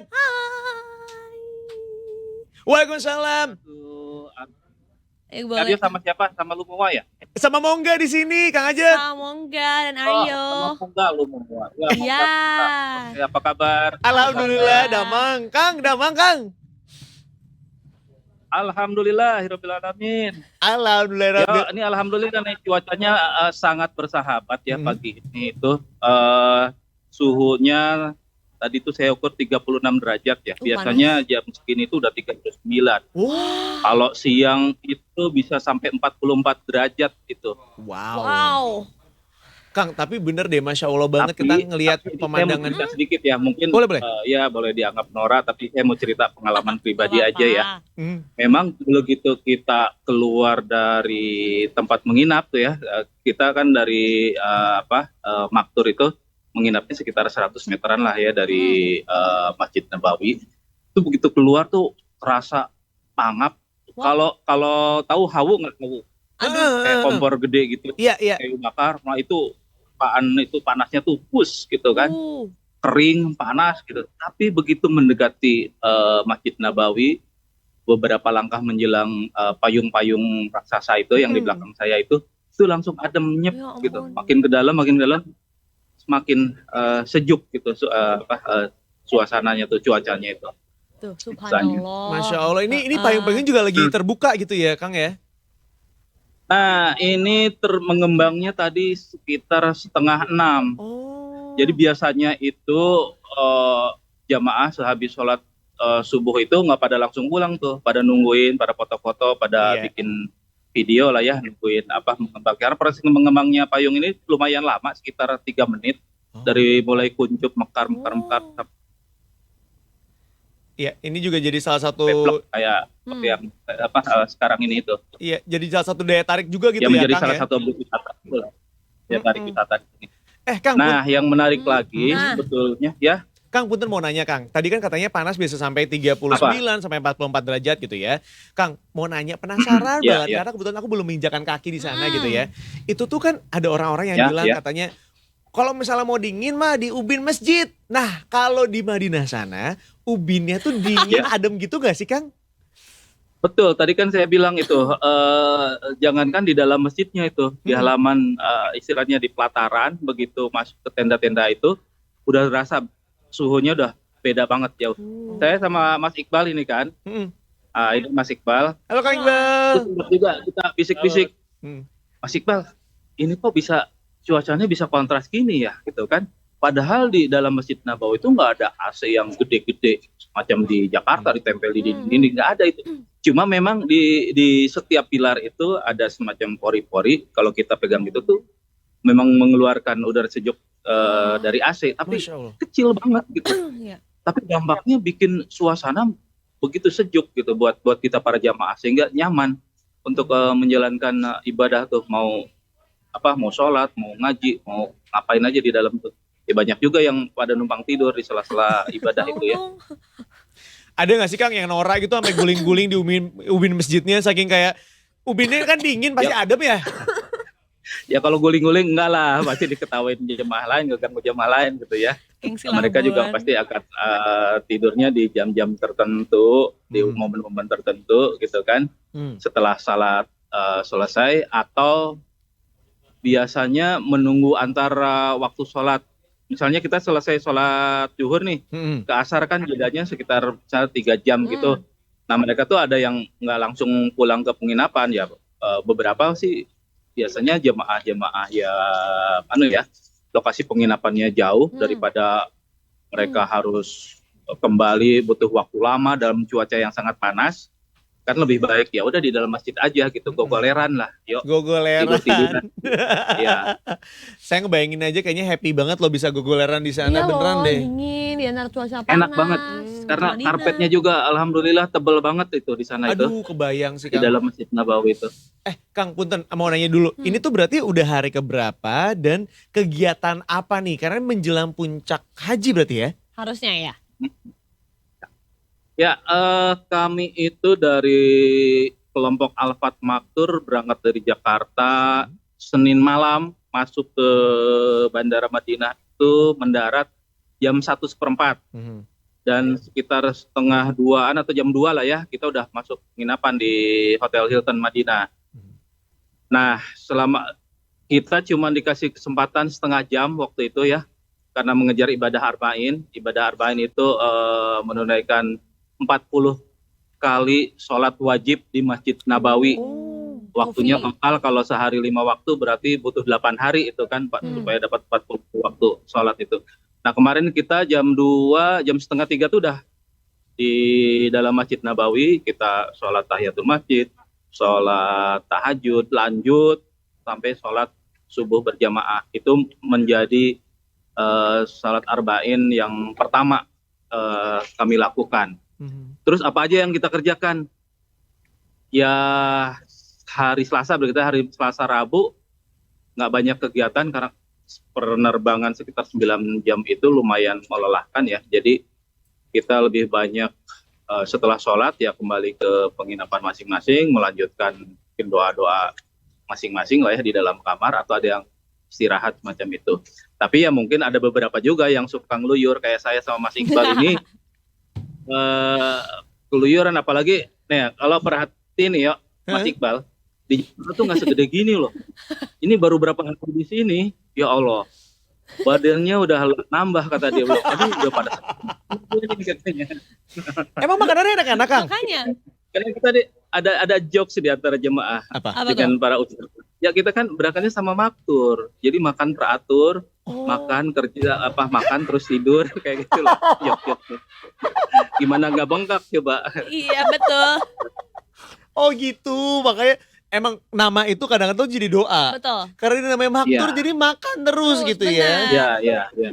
Nah Aryo nanti bisa baca juga, saya udah tulis tentang, jadi di Hotel Hilton itu dia punya 2 chef asal Indonesia yang khusus menyajikan puluhan menu Indonesia setiap harinya untuk sekitar 600 jamaah yang menginap di Hotel Hilton. Iya. Nah kalau saya sama Iqbal itu sehabis sholat subuh ya biasa jalan-jalan di sekitar Masjid Nabawi, jadi di antara deretan hotel-hotel mewah ini, hotel-hotel bintang 5 itu berjejer juga kios-kios makanan. Waduh. Untuk sarapan. Nah ini yuk ada yang menarik nih, nama-namanya sih nama setiap negara yang punya penduduk muslim banyak gitu ya. Kayak kedai Afghanistan, kedai Pakistan, kedai Brunei, kedai Malaysia. But believe it or not, yang jualnya beberapa orang Indonesia didampingi orang Arab di sini lah ya, warga Madinah gitu. Kayak saya kemarin itu nemuin tulisannya kios Afghanistan. Kios Afghanistan. Tetapi yang jualnya itu namanya Mbak Riri, dia asal Cianjur. Yang pemilik kiosnya orang Suriah.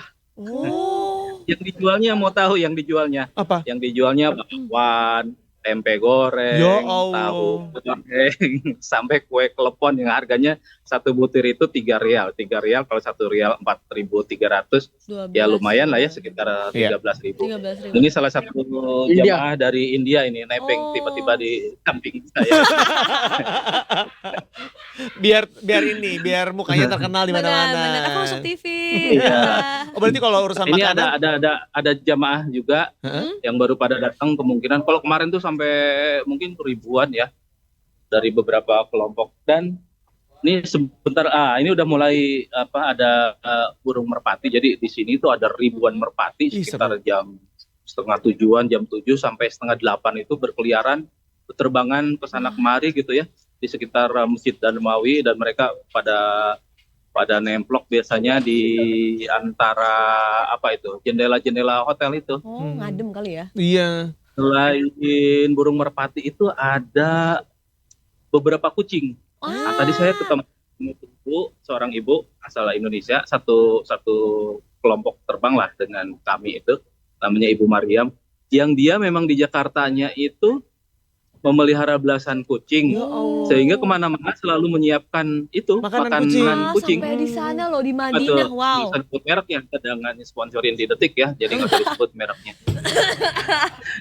Nah, dia bilang dia lucu. Jadi ada beberapa kucing itu yang dipegang langsung lari atau dia kayak ngelawan gitu, kayak serem menurut si Ibu Mariam. Nah, ini kucing yang stres.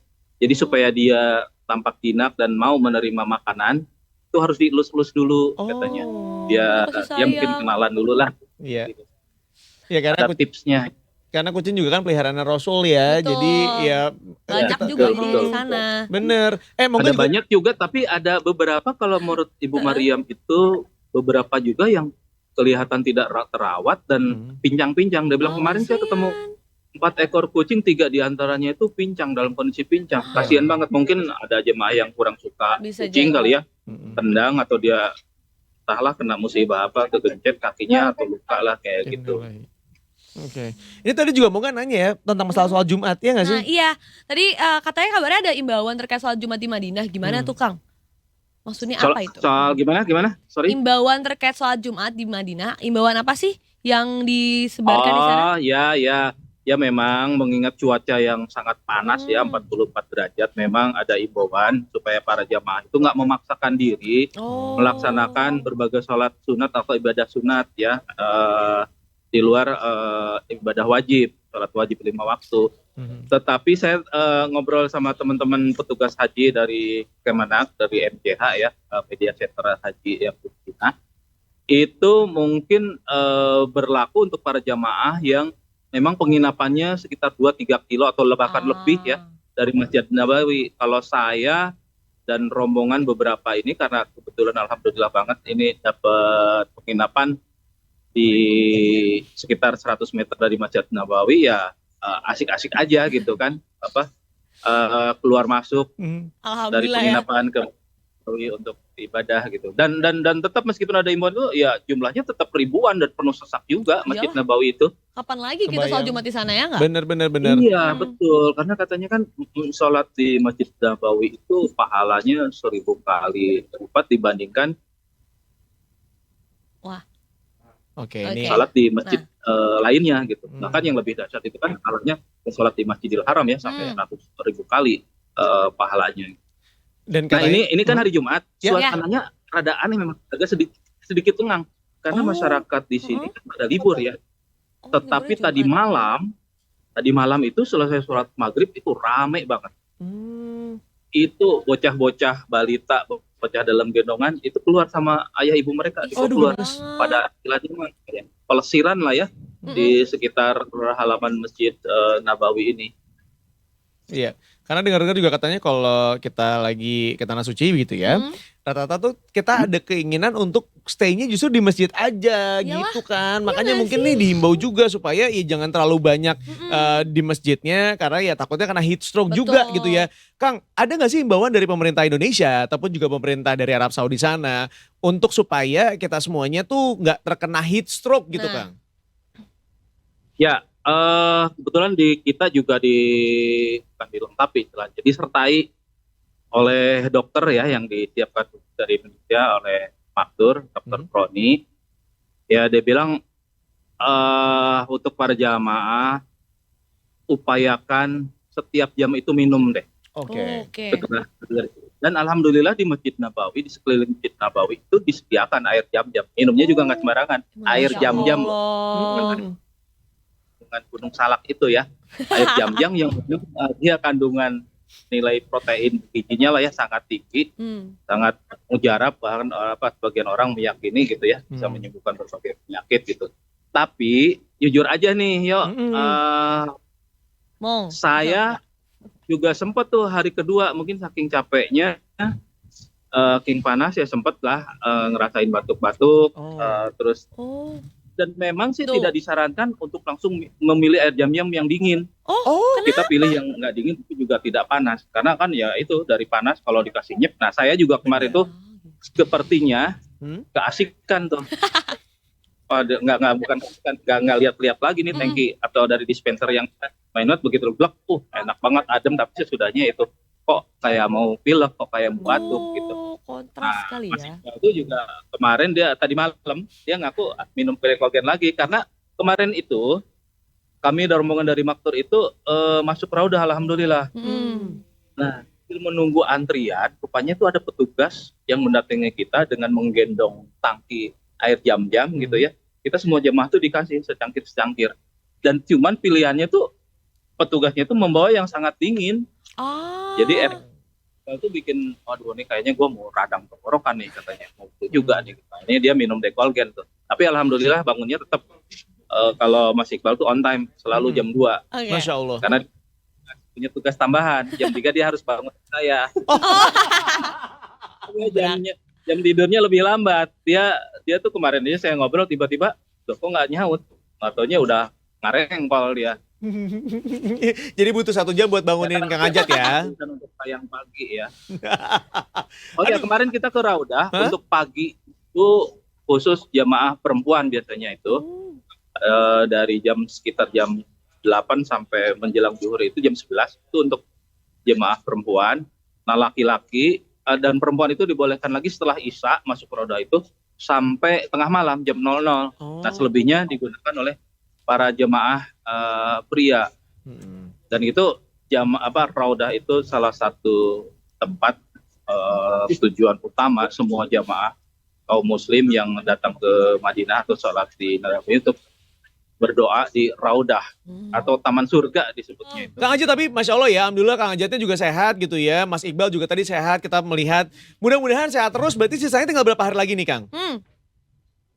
Kita rencananya tanggal 4 menuju ke Kota Mekah untuk melaksanakan umroh sampai ke puncak haji 9 Zulhijjah. Itu kalau Masehinya sekitar tanggal berapa ya puncak haji? 14 atau 15 Juni ya. Iya. Ya alhamdulillah Kang, mudah-mudahan sehat-sehat semuanya dan selamat bisa kembali. Sudah ditanami pohonan ini di depan-depan hotel-hotel menuju ke Masjid Nabawi. Sudah ada beberapa pohon banyak. Itu buat biar adem atau buat biar ada patokan buat ke hotel tuh Kang? Tujuannya tentunya biar adem ya. Mungkin insya Allah sih 5 tahun ke depan ini makin gede gitu ya. Harusnya itu. betul. Kan kayaknya baru usia 2 tahunan. Mungkin setelah COVID kali ditanamnya ini. Ini masih kecil sih. Iya masih kecil COVID ya. kan seperti jamaah gitu kan ya. Iya mungkin. sih saatnya menanam. Jadi para petugas di sini memanfaatkan waktu mereka untuk menanam pohon. Cuman saya nggak ngerti jenis pohonannya. Kayak lamtorogung atau apa gitu. Putri malu deh kayak.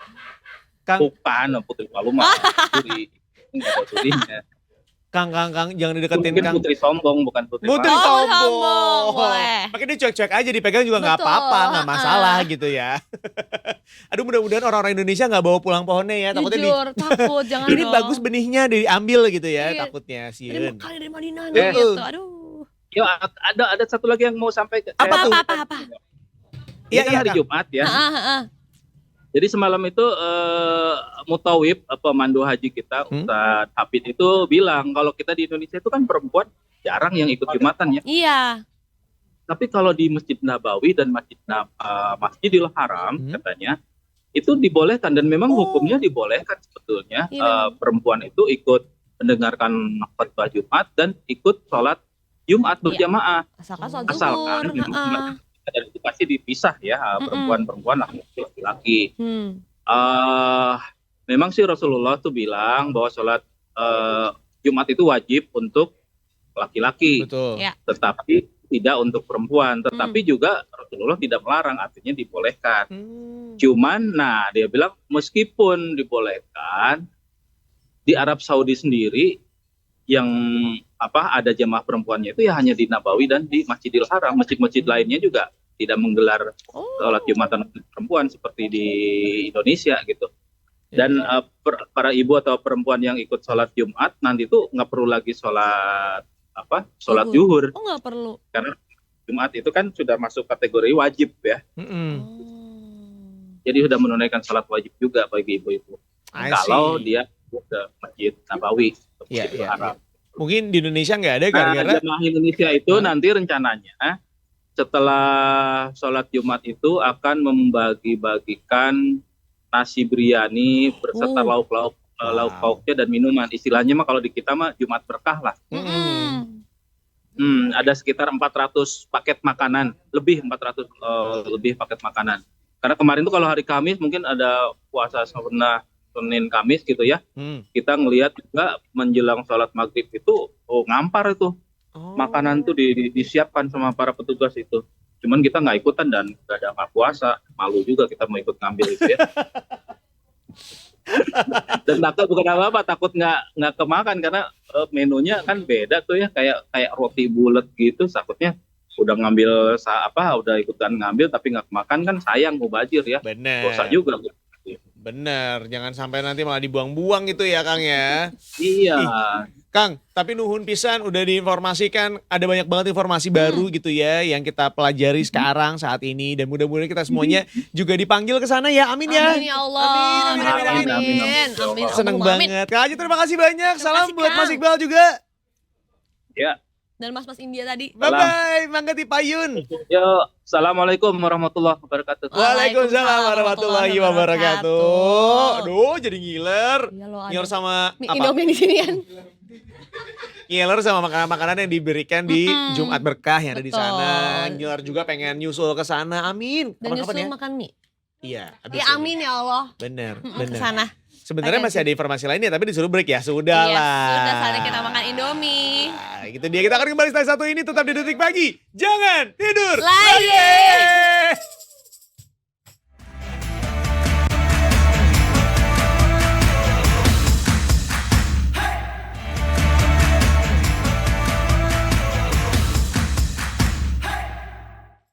Kembali lagi masih di Detik Pagi. Jangan tidur lagi. Sedangkan partner saya masih lupa, saudara-saudara nggak apa-apa. Lu fokus sama poni gue. Oh bener. Emang agak susah ya punya poni? Jujur. Apa? Ya cuman temen gue pernah lupa. Jangan tidur lagi, yey. Depan produsernya dia salah ngomong. Punten ya Mas Randra ya, punten. Ya apa-apa, produser kita juga kadang-kadang nge-sore ya. Iya suka-suka dia lah. Oh iya juga, baru sore terjadi kan. Iya apa-apa. Oke, tapi hari ini kita mau ngebahas selain tadi kan kayaknya campur aduk banget ya pembahasan kita. Benar. Yang satu ini bakal melengkapi. Campur isi mulut lo gak sih? Secampur mulut gue kepedesan karena gue gak bisa makan mie pakai cabai, iya kan? Oh, tapi lo pakai tadi makan? Nggak, jadi sambal di mie, menurut gue tuh pedes banget. Hah? Lemah sekali Anda. Iya bener. Wah luar biasa lemah, betul. Iya, Baiklah. Iya. Nah hari ini kita mau ngebahas juga tentang misteri dugaan pembunuhan siswa SMA yang ditemukan tewas dalam parit. Ini tuh masih menjadi pertanyaan gitu ya, seperti apa kejadiannya sampai seperti ini. Itu kenapa kita akan langsung terhubung dengan reporter kita. Tommy Saputra, reporter Detik Sumbakso. Selamat pagi Mas Tommy. Halo Mas Tommy. Sebentar Mas Tommy, kita cek dulu karena suaranya belum keluar. Yes. Halo? Sudah tuh. Okay. Mas Tommy. Ya, silakan Mas Tommy mungkin boleh diinformasikan mengenai kronologisnya ditemukannya siswi SMA ini seperti apa sih? Baik, Detikers, saya akan menyampaikan kasus peristiwa penemuan jasad seorang siswi SMK di Kabupaten Pidi. Itu peristiwa ditemukannya mayat siswi bernama Angela Lestari terjadi pada 28 atau hari Selasa kemarin pukul 4:30 sore. Jasad ini ditemukan oleh 3 orang remaja yang pada saat itu memang ingin mencari burung karena memang kondisi di TKP adalah perkebunan karet ya. Di pada saat penemuan ketiga remaja ini awalnya menemukan melihat motor motor korban di dalam parit. Namun setelah didekati terlihat sosok korban yang akhirnya mereka bertiga memutuskan untuk menghubungi aparat desa setempat, kemudian melaporkan penemuan ini ke aparat kepolisian. Baik, Aryo, monggo. Ya, jadi perlu diketahui ya Detikers kalau ini tuh terjadi di Lampung ya kan Mas Tommy? Iya, benar sekali. Tepatnya di Kabupaten Mesuji, Provinsi Lampung. Oke. Nah ini katanya betul ini kasus pembunuhan Mas, apa bagaimana? Hingga saat ini polisi belum berani menyimpulkan apakah korban merupakan korban pembunuhan disertai pemerkosaan, namun diduga kuat melihat banyaknya luka di tubuh korban serta saat ditemukan jasad tidak mengenakan celana. Patut diduga kuat bahwa memang Anggi Lestari ini merupakan siswi kelas 10 SMK 1 Tanjung Raya Kabupaten Mesuji adalah korban pembunuhan. Dan bisa saya sampaikan juga kecurigaan polisi terkait luka-luka yang terdapat di tubuhnya, di antara lain yang terlihat pada saat olah TKP awal maksud saya, itu ada luka tusuk di bagian perut kanan, kemudian luka tusuk di punggung, kemudian di leher, dan ada juga di belakang telinga korban. Selain itu ditemukan juga beberapa luka lebam, diantaranya wajah, tubuh, hingga tangan korban sendiri. Berarti apakah sudah ada pemeriksaan lebih lanjut seperti misalnya uji forensik begitu ya mengenai korban sendiri? Karena kan tadi sudah disampaikan ada kemungkinan adanya tanda-tanda kekerasan seksual begitu ya pada siswi tersebut. Kecurigaan adanya dugaan pemerkosaan ini terlihat pada saat di TKP jasad si Anggi Lestari ini tidak mengenakan celana. Saat ini tim dari kepolisian Polres Mesuji bersama Polda Lampung masih menunggu hasil otopsi yang dilakukan oleh tim forensik Rumah Sakit Bayangkara. Dan tadi saya konfirmasi juga hasil otopsi ini diperkirakan akan keluar minggu setelah dilakukan otopsi. Oke, berarti belum ada uji visumnya ya? Sudah. Hasil untuk otopsi sendiri itu belum dikeluarkan oleh Otopsinya berarti Otopsinya belum. betul. Oke. Itu dia, kita masih menunggu berarti 1 minggu ke depan seperti apa begitu ya. Oke. Berarti kalau dari motifnya sendiri masih belum diketahui apakah ini pembunuhan atau kecelakaan atau apa begitu ya, Mas Tommy ya? Benar, dari pihak kepolisian mungkin akan berhati-hati mengacu pada kasus yang viral sebelumnya, seperti kasus Vina. Untuk saat ini pihak kepolisian dari Polres Mesuji maupun Polda Lampung sangat berhati-hati untuk mengungkap misteri kematian dari si korban Anggi Lestari sendiri. Dan proses penyelidikan sendiri sudah dilakukan dengan pihak kepolisian memanggil saksi-saksi, baik 3 saksi awal, kemudian pihak sekolah, meminta keterangan juga pihak keluarga, serta rekan-rekan korban sendiri. Seperti apa sih kesaksian dari keluarga dan pihak sekolah?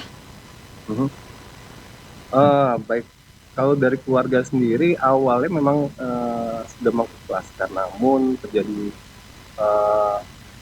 permintaan dari kepolisian untuk mengusut kasus ini, sehingga akhirnya pihak keluarga pun memperbolehkan atau mengizinkan untuk dilakukan otopsi, mengingat banyaknya luka yang janggal ditemukan pada saat jasad si Anggi Lestari ditemukan di parit kebun karet. Oke. Karena apakah sekiranya ada motif perampokan juga Kak? Karena setahu saya juga handphonenya saja yang hilang ya, tapi motornya masih ada. Nah itu gimana Mas? Hingga saat ini kepolisian dari Polda Lampung maupun polisi belum berani memastikan, namun segala dugaan proses penyelidikan dengan memeriksa akun media sosial korban sendiri, dengan menggali keterangan teman-teman korban, memang sempat terjadi pembahasan di proses penyelidikan ini yang dimana korban di akun media sosial, tepatnya di TikTok itu memposting bahwa sedang putus cinta, namun kesimpulan apakah memang dari kasus ini terkait dengan cintanya si korban itu polisi belum berani mengambil kesimpulan karena mesti melakukan penyelidikan lebih dalam lagi. Berarti proses penyelidikan dan juga hukum masih sampai dengan saat ini masih berlangsung begitu ya. Kita tinggal menunggu saja kabar selanjutnya akan seperti apa, hasilnya seperti apa, begitupun juga dari hasil otopsinya. Baik Mas Tommy, terima kasih banyak untuk informasinya di pagi hari ini Mas Tommy. Baik Aryo, mongga, selamat pagi. Selamat pagi, sehat-sehat terus dan selamat bertugas. Ya ini makin kesini makin aneh-aneh aja emang enggak? Kayak exposure-nya sih menurut gue dari dulu pasti udah banyak. Iya Cuman sih nggak ya. ketahuan aja, harus dari koran lama. Sekarang semua juga jadi viral, kita bisa mudah akses informasi. Tapi gue tuh malah suka kepikirannya makin kesini makin banyak orang yang stres aja gitu loh. Iya sih. Iya gak bener. sih kayak Iya. ada aja gitu. Cuma Tingkahnya ya? masalah-masalah sepele jadi gede ya kan. Cinta lah, Kenapa uang cinta yang nggak apa-apa pertama? sih. Karena kalau uang masuk akal.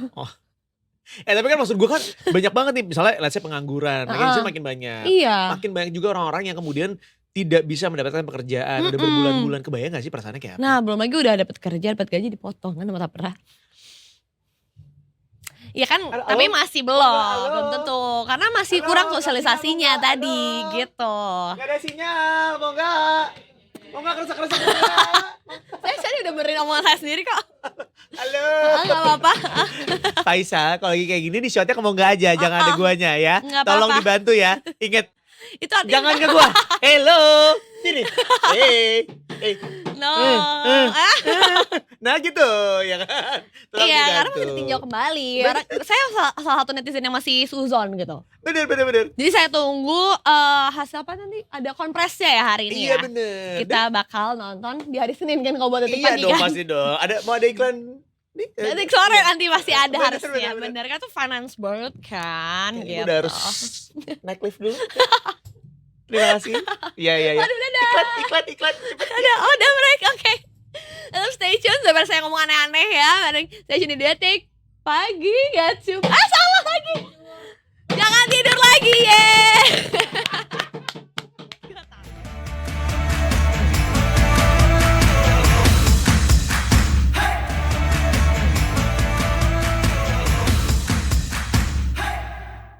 It's masih di detik pagi. Jangan tidur tidur lagi. Gini mau nggak gini. Kita tuh ada nadanya, nggak bisa kayak cuman jangan tidur lagi, nggak bisa gitu. Enggak, gue jangan tidur lagi. Kalau Nggak bisa gitu. Enggak, oke. Jangan tidur lagi. Gitu. Revisi. Coba. Revisi. Oke. Detik pagi. Jangan tidur lagi. Boleh. Oke. Dah. Makasih udah ganti cam. Ya, memang harus begitu prosesnya ya kan. Faisal sering-sering ngomong nggak ya? Ingat. Jangan. Udah cukup dia sering melihat gue. Langsung ke kamu. Udah minum belum? Udah, bagus. Gak apa-apa. Udah minum obat, makanya aku sekarang seger banget. Sedangkan di samping-samping aku tuh ada yang lagi tiduran. Kayak lagi sakau, tapi sebenarnya dia sakau makanan ya, karena dia lapar banget. Padahal dia udah ngabisin mie. Betul, tapi kurang katanya nyesel cuma 1 porsi. Lu makan mie apa sih, Put? Mie apa? Mie rebus loh. Mie rebus loh, padahal kan ada kuahnya ya. Iya loh, tapi dia bahkan emang 3 kali porsi kita. Iya, kemarin aja aku makan 5 kali. 5 kali. Kemarin kan kita tuh makan bakmi bareng-bareng. Aku lihat. Iya kan? Tapi aku minta makanan gratis di sini. Terus Nah, aku udah makan gitu. nasi, Tiba-tiba Putra makan itu pakai nasi sama nggak kaget sih. Iya. Kadang kalau gue kan makan suka nggak habis, capek ngunyah gitu. Mau nggak? Ini nggak habis? Enggak. Udah buat gue. Gerakan sapu bersih. Oh my god. Udah makan stick makan mie lagi. Udah makan stick makan mie lagi. Butuh cemilan Tapi pengganjal. yang gue sebel adalah dia tuh kan masih muda banget ya, umurnya masih 20-an kan. Jujur ya. Mau Jadi- 30 sih bentar lagi terus. Jadi metabolisme dia tuh masih bagus banget. Heeh. Jadi dia tuh gak akan gendut, ngerti gak? Belum ya. Belum, lu tungguin ke 30 dengan kebiasaan dia kayak gini. Siap-siap, lu ngerti ya? Lu Hah. siap-siap aja. Siap-siap Bute, mana lo gak punya masa otot kan. Nah. Jangan lo ngetik doang, right? Karena Sebel ada lo. banget nih ketawa kayak Iya, omong lo. Lu masih iya. muda kayak omong. Emang Sebel jokesnya banget. juga bapak banget. Perutnya juga belum bujut banget bener sih. Mungkin bener kata lo ya. Apa? Emang metabolis tubuh itu masih Ape. Tadi gue tuh lagi sariawan, jadi tuh gue gak sempet ini loh senam wajah dulu AIWO itu sakit soalnya. Alasan. Iya, terus. Justifikasi nama kerennya. Terus. Hari ini ada bahas-bahas lagi ya. Tadi ada. Tapi kan kalau ya umur orang gak ada yang tahu ya. Jangan gitu Gak, dong. maksud gue kan umur dia masih muda dengan metabolisme yang masih Gue bagus kira ya gak tau kan. umur ya. Loh. Gimana terus abis itu? Nah, soalnya kalau kita ngomongin umur tuh selalu jadi masalah ya. Iya sih. Masyarakat ya di sistem ini ya. Di sistem. What's wrong with that? Ini kita lagi mau ngomongin masalah umur yang kemudian sekarang bisa untuk seorang Kaesang maju di Pilgub. Yes. Apakah dia metabolisme tubuhnya sudah merendah? Bukan masalah metabolisme kalau yang ini urusan masalah keputusan dari MK gitu ya. I know. Tapi kan tadi kategorinya kalau misalnya sudah masuk certain age, metabolisme tubuhnya merendah. Nah, kalau misalnya kita nggak usah sebut angkanya, dia udah masuk tahap merendah itu apa masih bagus sampai dengan bisa masuk? Gue nggak tahu gubernur. kan, gue juga nggak kenal banget kan. Cari Wikipedia ya. Tadi gue ngomongnya MK ya MA maksud gue. MA bener. Nah ini dari Mahkamah Agung yang katanya mengabulkan gugatan yang diajukan Ketum Partai Garuda Ahmad Rida Sabana dan kawan-kawan nih terhadap pasal 4 ayat 1 huruf D PKPU nomor 9 tahun 2020 tentang pencalonan pemilihan gubernur dan wakil gubernur, bupati dan wakil bupati dan atau wali kota dan wakil wali kota. Dari putusan MA ini dikaitkan nih sama namanya Kaesang Pangarep dalam bursa Pilgub DKI Jakarta. Tentang hal yang satu ini, wali kota Solo yang juga kakak kandung Kaesang, Gibran Rakabuming Raka, gak mau bicara banyak. Dia cuma minta buat nanyain langsung aja ke Kaesang. Iya, putusan di Kaesang untuk maju atau tidak, tanyakan saja ke teman-teman PSI, gitu katanya. Disinggung tentang putusan MA tersebut, apakah membuka peluang bagi anak muda, Gibran juga tidak menampik hal tersebut. Katanya kesempatan anak muda ya ada, terbuka, luas untuk semua. Untuk diketahui, dalam gugatan itu MA tuh mengabulkan usia paling rendah untuk jabatan gubernur dan wakil gubernur adalah 30 tahun. Dan batas usia 25 tahun untuk calon bupati dan wakil bupati dan calon wali kota dan wakil wali kota terhitung sejak penetapan pasangan calon. Put, berarti lo bisa tuh Put jadi wakil bupati, bupati atau wakil bupati atau wali kota atau... Lo udah cocok kok. Iya. RT dulu katanya belajar dulu dari bawah Bute gitu. Iya. Nah ini putusan MA juga dikaitin sama nama Kaesang Pangarep dalam bursa Pilgub DKI Jakarta. Sebagai informasi, usia Kaesang sendiri 25 Desember 2024 nanti itu adalah 30 tahun. Tank gitu ya. Nah sebelumnya dilansir dari Detik News, MA tuh ngabulin gugatan yang diajukan Ketum Partai Garuda Ahmad Rida Sabana DKK terhadap pasal 4 ayat 1 huruf D PKPU nomor 9 tahun 2020 tentang pencalonan pemilihan gubernur dan wakil gubernur, bupati dan wakil bupati dan atau wali kota dan wali kota. MA mengubah isi pasal tersebut. Waketum Garuda Teddy Gusnaidi menjelaskan gugatan pihaknya yang dikabulkan oleh MA, dia mengatakan gugatan tersebut diajukan oleh Partai Garuda karena menilai isi pasal 4 ayat 1 huruf D PKPU nomor 9 tahun 2020 ini bertentangan dengan Undang-Undang nomor 10 tahun 2016 tentang Pilkada. Berikut isi pasal 4 ayat 1 huruf D PKPU 9 tahun 2020 yang digugat ya. Berusia paling rendah 30 tahun untuk calon gubernur dan wakil gubernur dan 25 tahun untuk calon bupati dan wakil bupati atau calon wali kota dan wakil wali kota terhitung sejak penetapan pasangan calon. Teddy sendiri menilai syarat terhitung sejak penetapan pasangan calon yang ada di pasal ini itu bertentangan dengan UU Pilkada. Dia bilang syarat ini ditambahkan di dalam PKPU.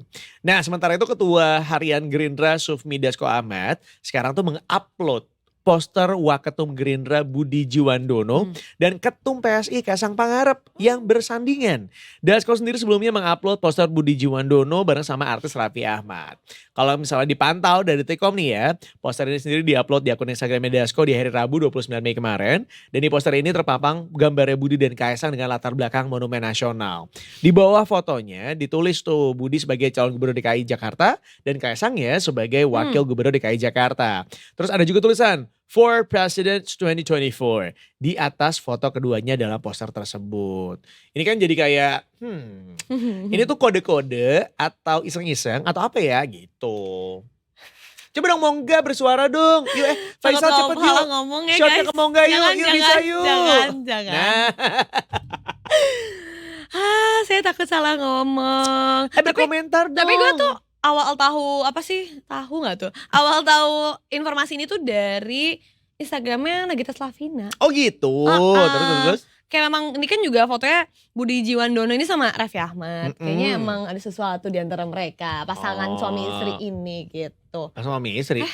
Maksudnya ya mereka apa sih istilahnya? Kontribusi, korelasi, koordinasi. Bekerja sama. Bisa. Kok biasa aja sih pilihan katanya?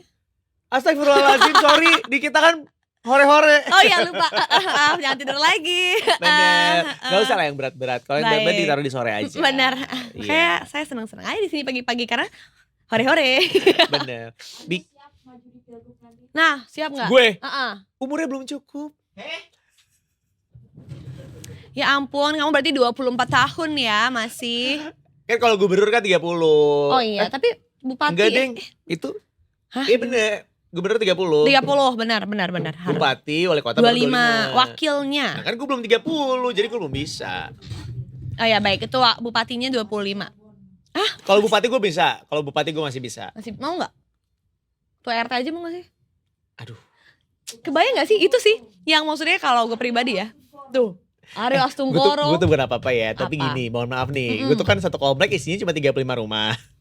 Yang gue tuh tahu banget ada beberapa orang di rumah gue yang di komplek gue yang suka nonton Detik Pagi. Dan gue tahu mereka tuh tahu ada gue di situ. Jadi gue tuh kalau ngomongin masalah perumahan gue tuh suka takut. Takut masalah ya, Sumpah. Takut salah ngomong. Iya, masalahnya perumahan gue sekarang tuh tiba-tiba berinisiasi mau bikin RT RW sendiri. Oh no, Aryo Astunggoro jadi ketua RT dulu sebelum RW.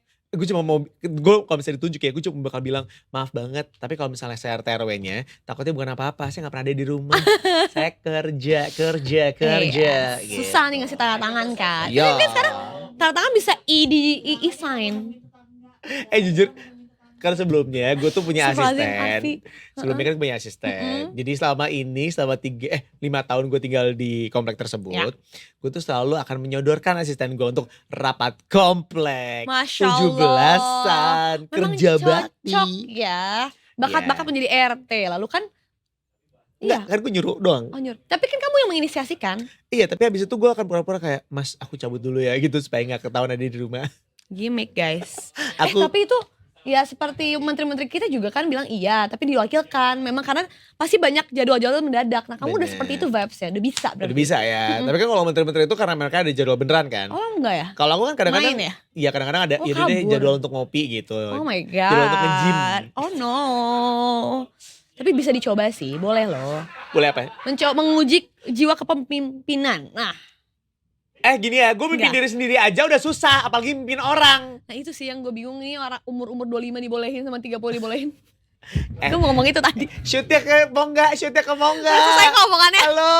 Halo nyerah, halo, shootnya ke Mongga, halo. Iya kan? Itu opini. Oh, tau gak sih lo kayak di meme ini? It's just my opinion. Tahu kan lo, mak itu? Tahu kan? Nah itu gue. Tetap ya, takutnya kalau misalnya kayak gini dipotong di TikTok tuh muka gue juga ikut. Gak gitu takut. maksudnya. Aduh. Takut. Iya. Saya gak terkenal sih. Jangan sih. Tetap lo yang kena. Kan kamu yang senior, kamu ngajarin aku dong. Lanjut lagi. Ayo kita geser aja ya guys. Nah ini mengerikan sekali. Abis itu ada apa sih? Gue gak tahu lagi di mana. Guys. Gak ada apa-apa lagi sih. Mari tapi... kita cek dulu. Aku scroll. Kayak tadi ada berita yang belum kita baca ini. Oh, mari kita tidak tertawa karena membahas Palestina. Betul. Guys. Kita masih akan terus mengupdate mengenai kondisi di Rafah dan juga Palestina sana gitu ya. Yes. Mudah-mudahan ini bisa membukakan mata kita semuanya agar lebih peduli dan juga lebih melek bahwa di belahan dunia bagian sana begitu saat ini sedang terjadi pembunuhan massal ibaratnya quote unquote ya. Dari mana nih? Bentar, tadi gue nemu sekarang udah hilang. Oke, Israel bunuh 300 militan Palestina dalam operasi Rafah. Oh my god, it keeps going ya angkanya ya. Tentara Israel telah membunuh sekitar 300 militan Palestina di Rafah sejak operasi militer dimulai. Diketahui bahwa operasi militer ini di selatan Gaza mulai dilancarkan sejak bulan ini. Militer melancarkan serangan ke Rafah pada tanggal 7 Mei, meskipun muncul keberatan internasional mengenai keselamatan warga sipil Palestina yang berlindung di kota tersebut. Dikatakan juga sebelumnya bahwa pasukannya telah menyerang lebih dari 50 sasaran di Gaza pada hari sebelumnya. Dan bahwa pasukan menemukan senjata bahkan peledak dan bahan peledak di terowongan di Rafah dan memerangi militan di Jabalia di utara. Nah, sebelum serangan Rafah dimulai, PBB mengatakan sebanyak 1,4 juta orang berlindung di kota tersebut dan sejak itu 1 juta orang telah meninggalkan wilayah tersebut. Kata Badan PBB untuk Pengungsi Palestina atau UNRWA. Sorry, tolong ya yuk. Ya, baik-baik. Perang Gaza dipicu oleh serangan Hamas pada 7 Oktober di Israel Selatan yang mengakibatkan kematian 1.189 orang. Sebagian besar warga sipil menurut perhitungan AFP berdasarkan angka resmi Israel. Dan militan juga menyandera 252 orang, 121 diantaranya masih berada di Gaza, termasuk 37 orang yang menurut tentara tewas. Nah, serangan belasan Israel telah menewaskan sedikitnya 36.224 orang di Gaza dan sebagian besar warga sipil menurut Kementerian Kesehatan wilayah yang dikelola oleh Hamas. Berat banget ya ampun. Ini terus berlanjut begitu ya. Dari Menteri Kesehatan Menkes Palestina Majed Abu Ramadan mendesak Amerika Serikat AS untuk menekan Israel agar kemudian bisa membuka penyeberangan Rafah Gaza Palestina untuk bantuan kemanusiaan. Abu Ramadan menilai saat ini tidak ada tanda-tanda Israel akan membukakan pintu perbatasan tersebut. Abu Ramadan mengatakan penutupan penyeberangan ini memperumit situasi dan menjadikannya sangat-sangat bencana. Rafah adalah pintu masuk utama bantuan kemanusiaan sebelum Israel meningkatkan serangan militernya di kawasan Gaza awal bulan ini dan mengambil kendali penyeberangan dari sisi Palestina. Organisasi Kesehatan Dunia WHO mengatakan bahwa penutupan penyeberangan itu telah secara signifikan mempengaruhi untuk mengirimkan pasokan medis penting ke jalur Gaza. Abu Ramadan mengatakan lebih dari 80% bangunan di Gaza hancur total, termasuk rumah sakit dan tempat perawatan anak. Dia menyebutkan banyak pasien kanker tidak bisa mendapatkan kemoterapi, juga banyak orang kehilangan anggota tubuh mereka karena tidak ada fasilitas untuk merawat mereka atau peralatannya. Serem banget, bayangin lo ngungsi di situ lo dibom. Nauzubillah ya. Nauzubillah, jahat banget Israel. Nah, selanjutnya ada kabar lagi bahwa Raja Salman undang 1.000 keluarga syuhada Palestina untuk haji. Nah, Raja Arab Saudi Salman bin Abdul Aziz Al Saud mengundang 1.000 jemaah dari keluarga syuhada, tahanan, dan warga Palestina yang terluka untuk menunaikan haji tahun ini.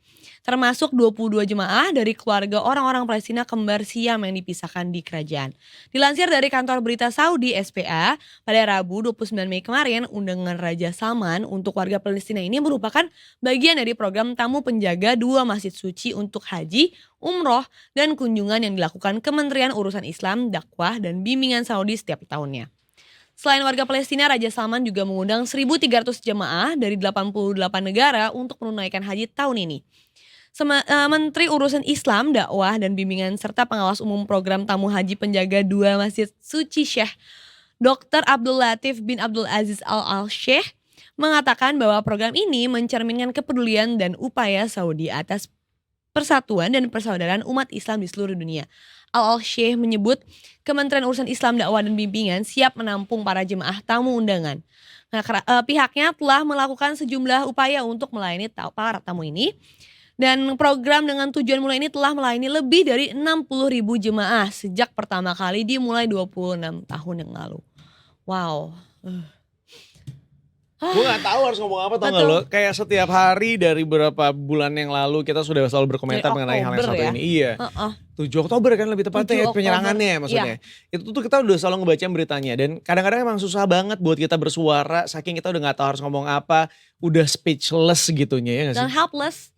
Kayak apa yang kita lakuin tuh apakah berpengaruh, tapi kalau kita gak ngapa-ngapain kayaknya kita gimana gitu. Iya, sekarang semua hal udah dicobain dan sudah dilakukan gitu ya. Tapi ya balik lagi saat Amerika Serikat ya tidak mau bergerak gitu ya, tidak mau bersuara juga. Betul. Dan masih mendukung pihak-pihak yang seharusnya didukung, menurut gue pribadi yang gak akan kemana-mana. Ini akan terus berlanjut seperti ini aja udah titik.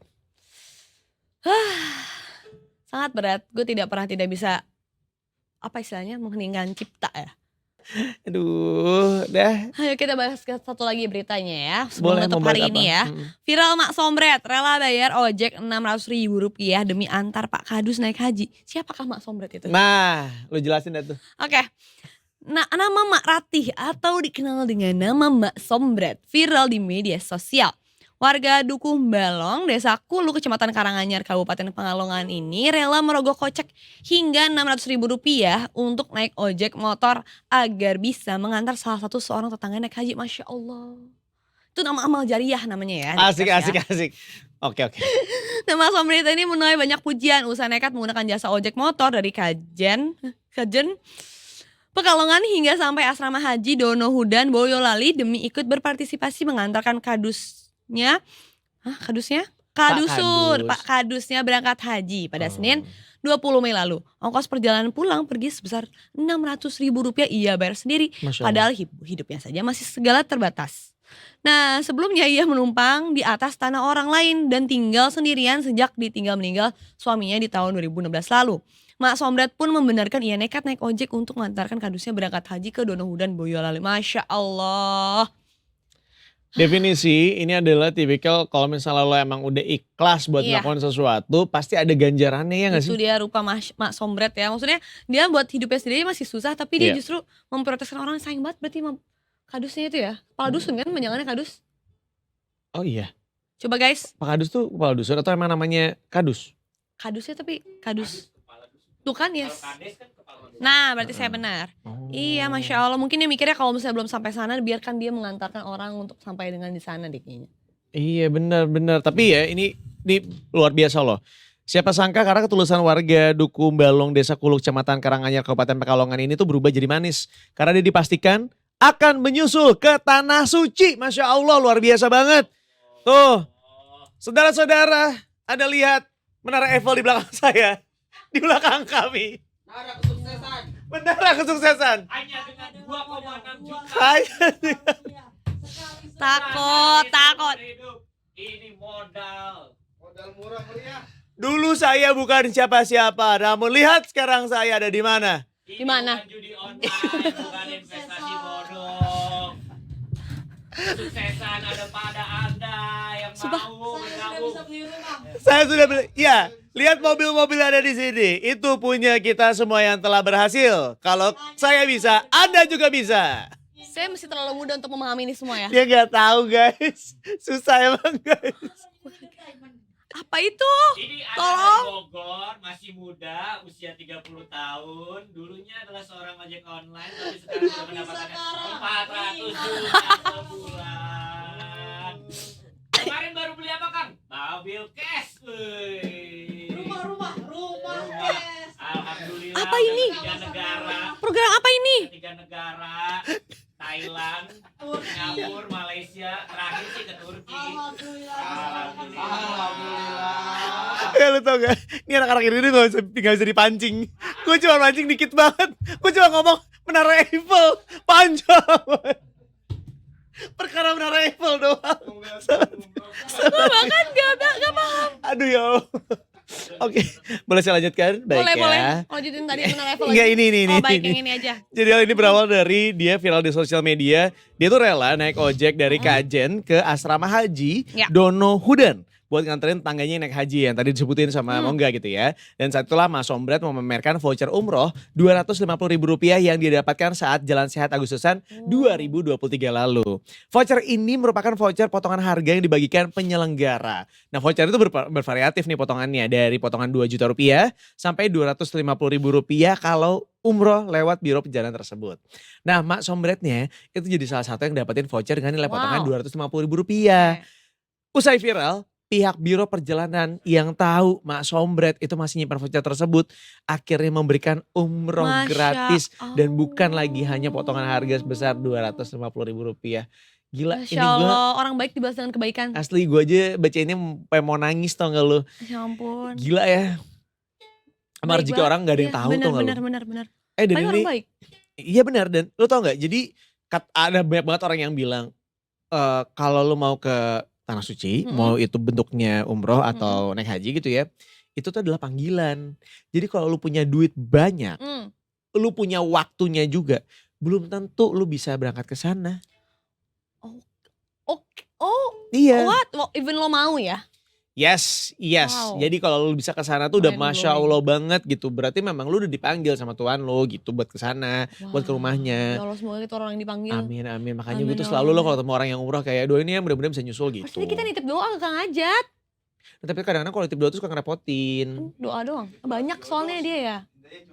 Enggak boleh ngerepotin katanya. Makanya kalau ada orang yang umroh tuh ya kalau Ya, jangan nitipin korma. Beli aja Tanah Abang. ya doa juga kan. Emang dia gak doain buat dirinya sendiri, buat Oh, keluarganya iya. udah banyak. Bawa catatan dong. Tetap Astagfirullahaladzim. nyusahin ya. Maaf. Ya Allah panggil aku ya Allah, maafin aku ya Allah. Ya Allah ya Robi. Tapi Iya. Jadi kalau nanti gua umroh atau gua naik haji, jangan ada yang nitip doa. Kurma apalagi zakat. Gak ada titip-titipan. Gue mau jalan-jalan juga gak ada titip-titipan. Titip seliterin lah, apa itu? Ini cerita udah jadi legenda ya. Gimana? Gara-gara gue lagi di Jepang, lagi di musimnya Harry Potter. Gue foto-foto apa segala udah gue posting. Tiba-tiba malamnya gue udah nyampe rumah, udah nyampe hotel, udah mau tidur. Ada yang nge-DM gue, lu masih di Harry Potter Museum? Gue mau nitip seliterin dong. Dari situ aja udah kayak setan kelakuannya kan.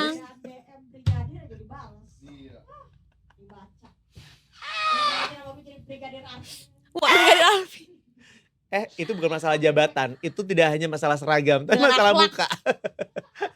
Sorry banget Arfi. Saya bilang akhlak lo lebih baik gak sih? Udah jam 11:03 nih, aduh. Apa itu artinya? Harus pamit nih. Bye-bye. Thank you Pamit. banget ya, dari Care, saya udah nonton. Udah ketutup, gak sengaja. Cocok kamu main film itu? Teatrikal, heeh.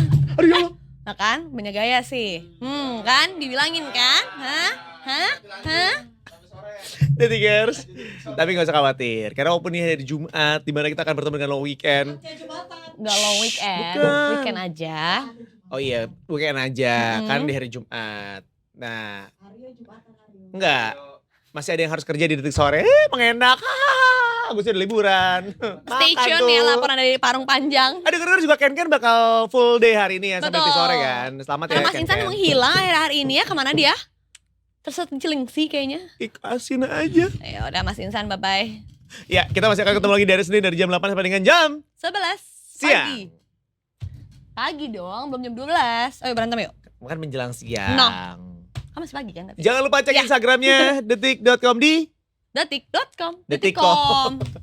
Di TikTok juga ada, sama TikTok ada di juga. YouTube. Jangan lupa diceki-ceki. Kita juga katanya udah masuk YouTube ya? Betul, dicek dong. Apa clue-nya apa ininya? Keywordnya? Detik pagi. lah. Beda Saya nggak tagline ikutan. dong. Saya nggak gitu ikutan, dia. saya nggak ikutan. Makasih loh Mangga. Apa Sudah tuh? menemani aku di pagi hari ini. Thank you Dengan ya. senang hati, saya jadi tidak ngantuk lagi. Bener, karena kamu satunya double agent ya. Karena bisa pagi bisa sore ya. Salut ya aku sama kamu. Mission Impossible. Ya udah, Sorry. waktunya Arya Sungkara pamit. Saya mengharap pamit. Sampai ketemu di hari Senin di Detik Pagi. Jangan Tidur lagi.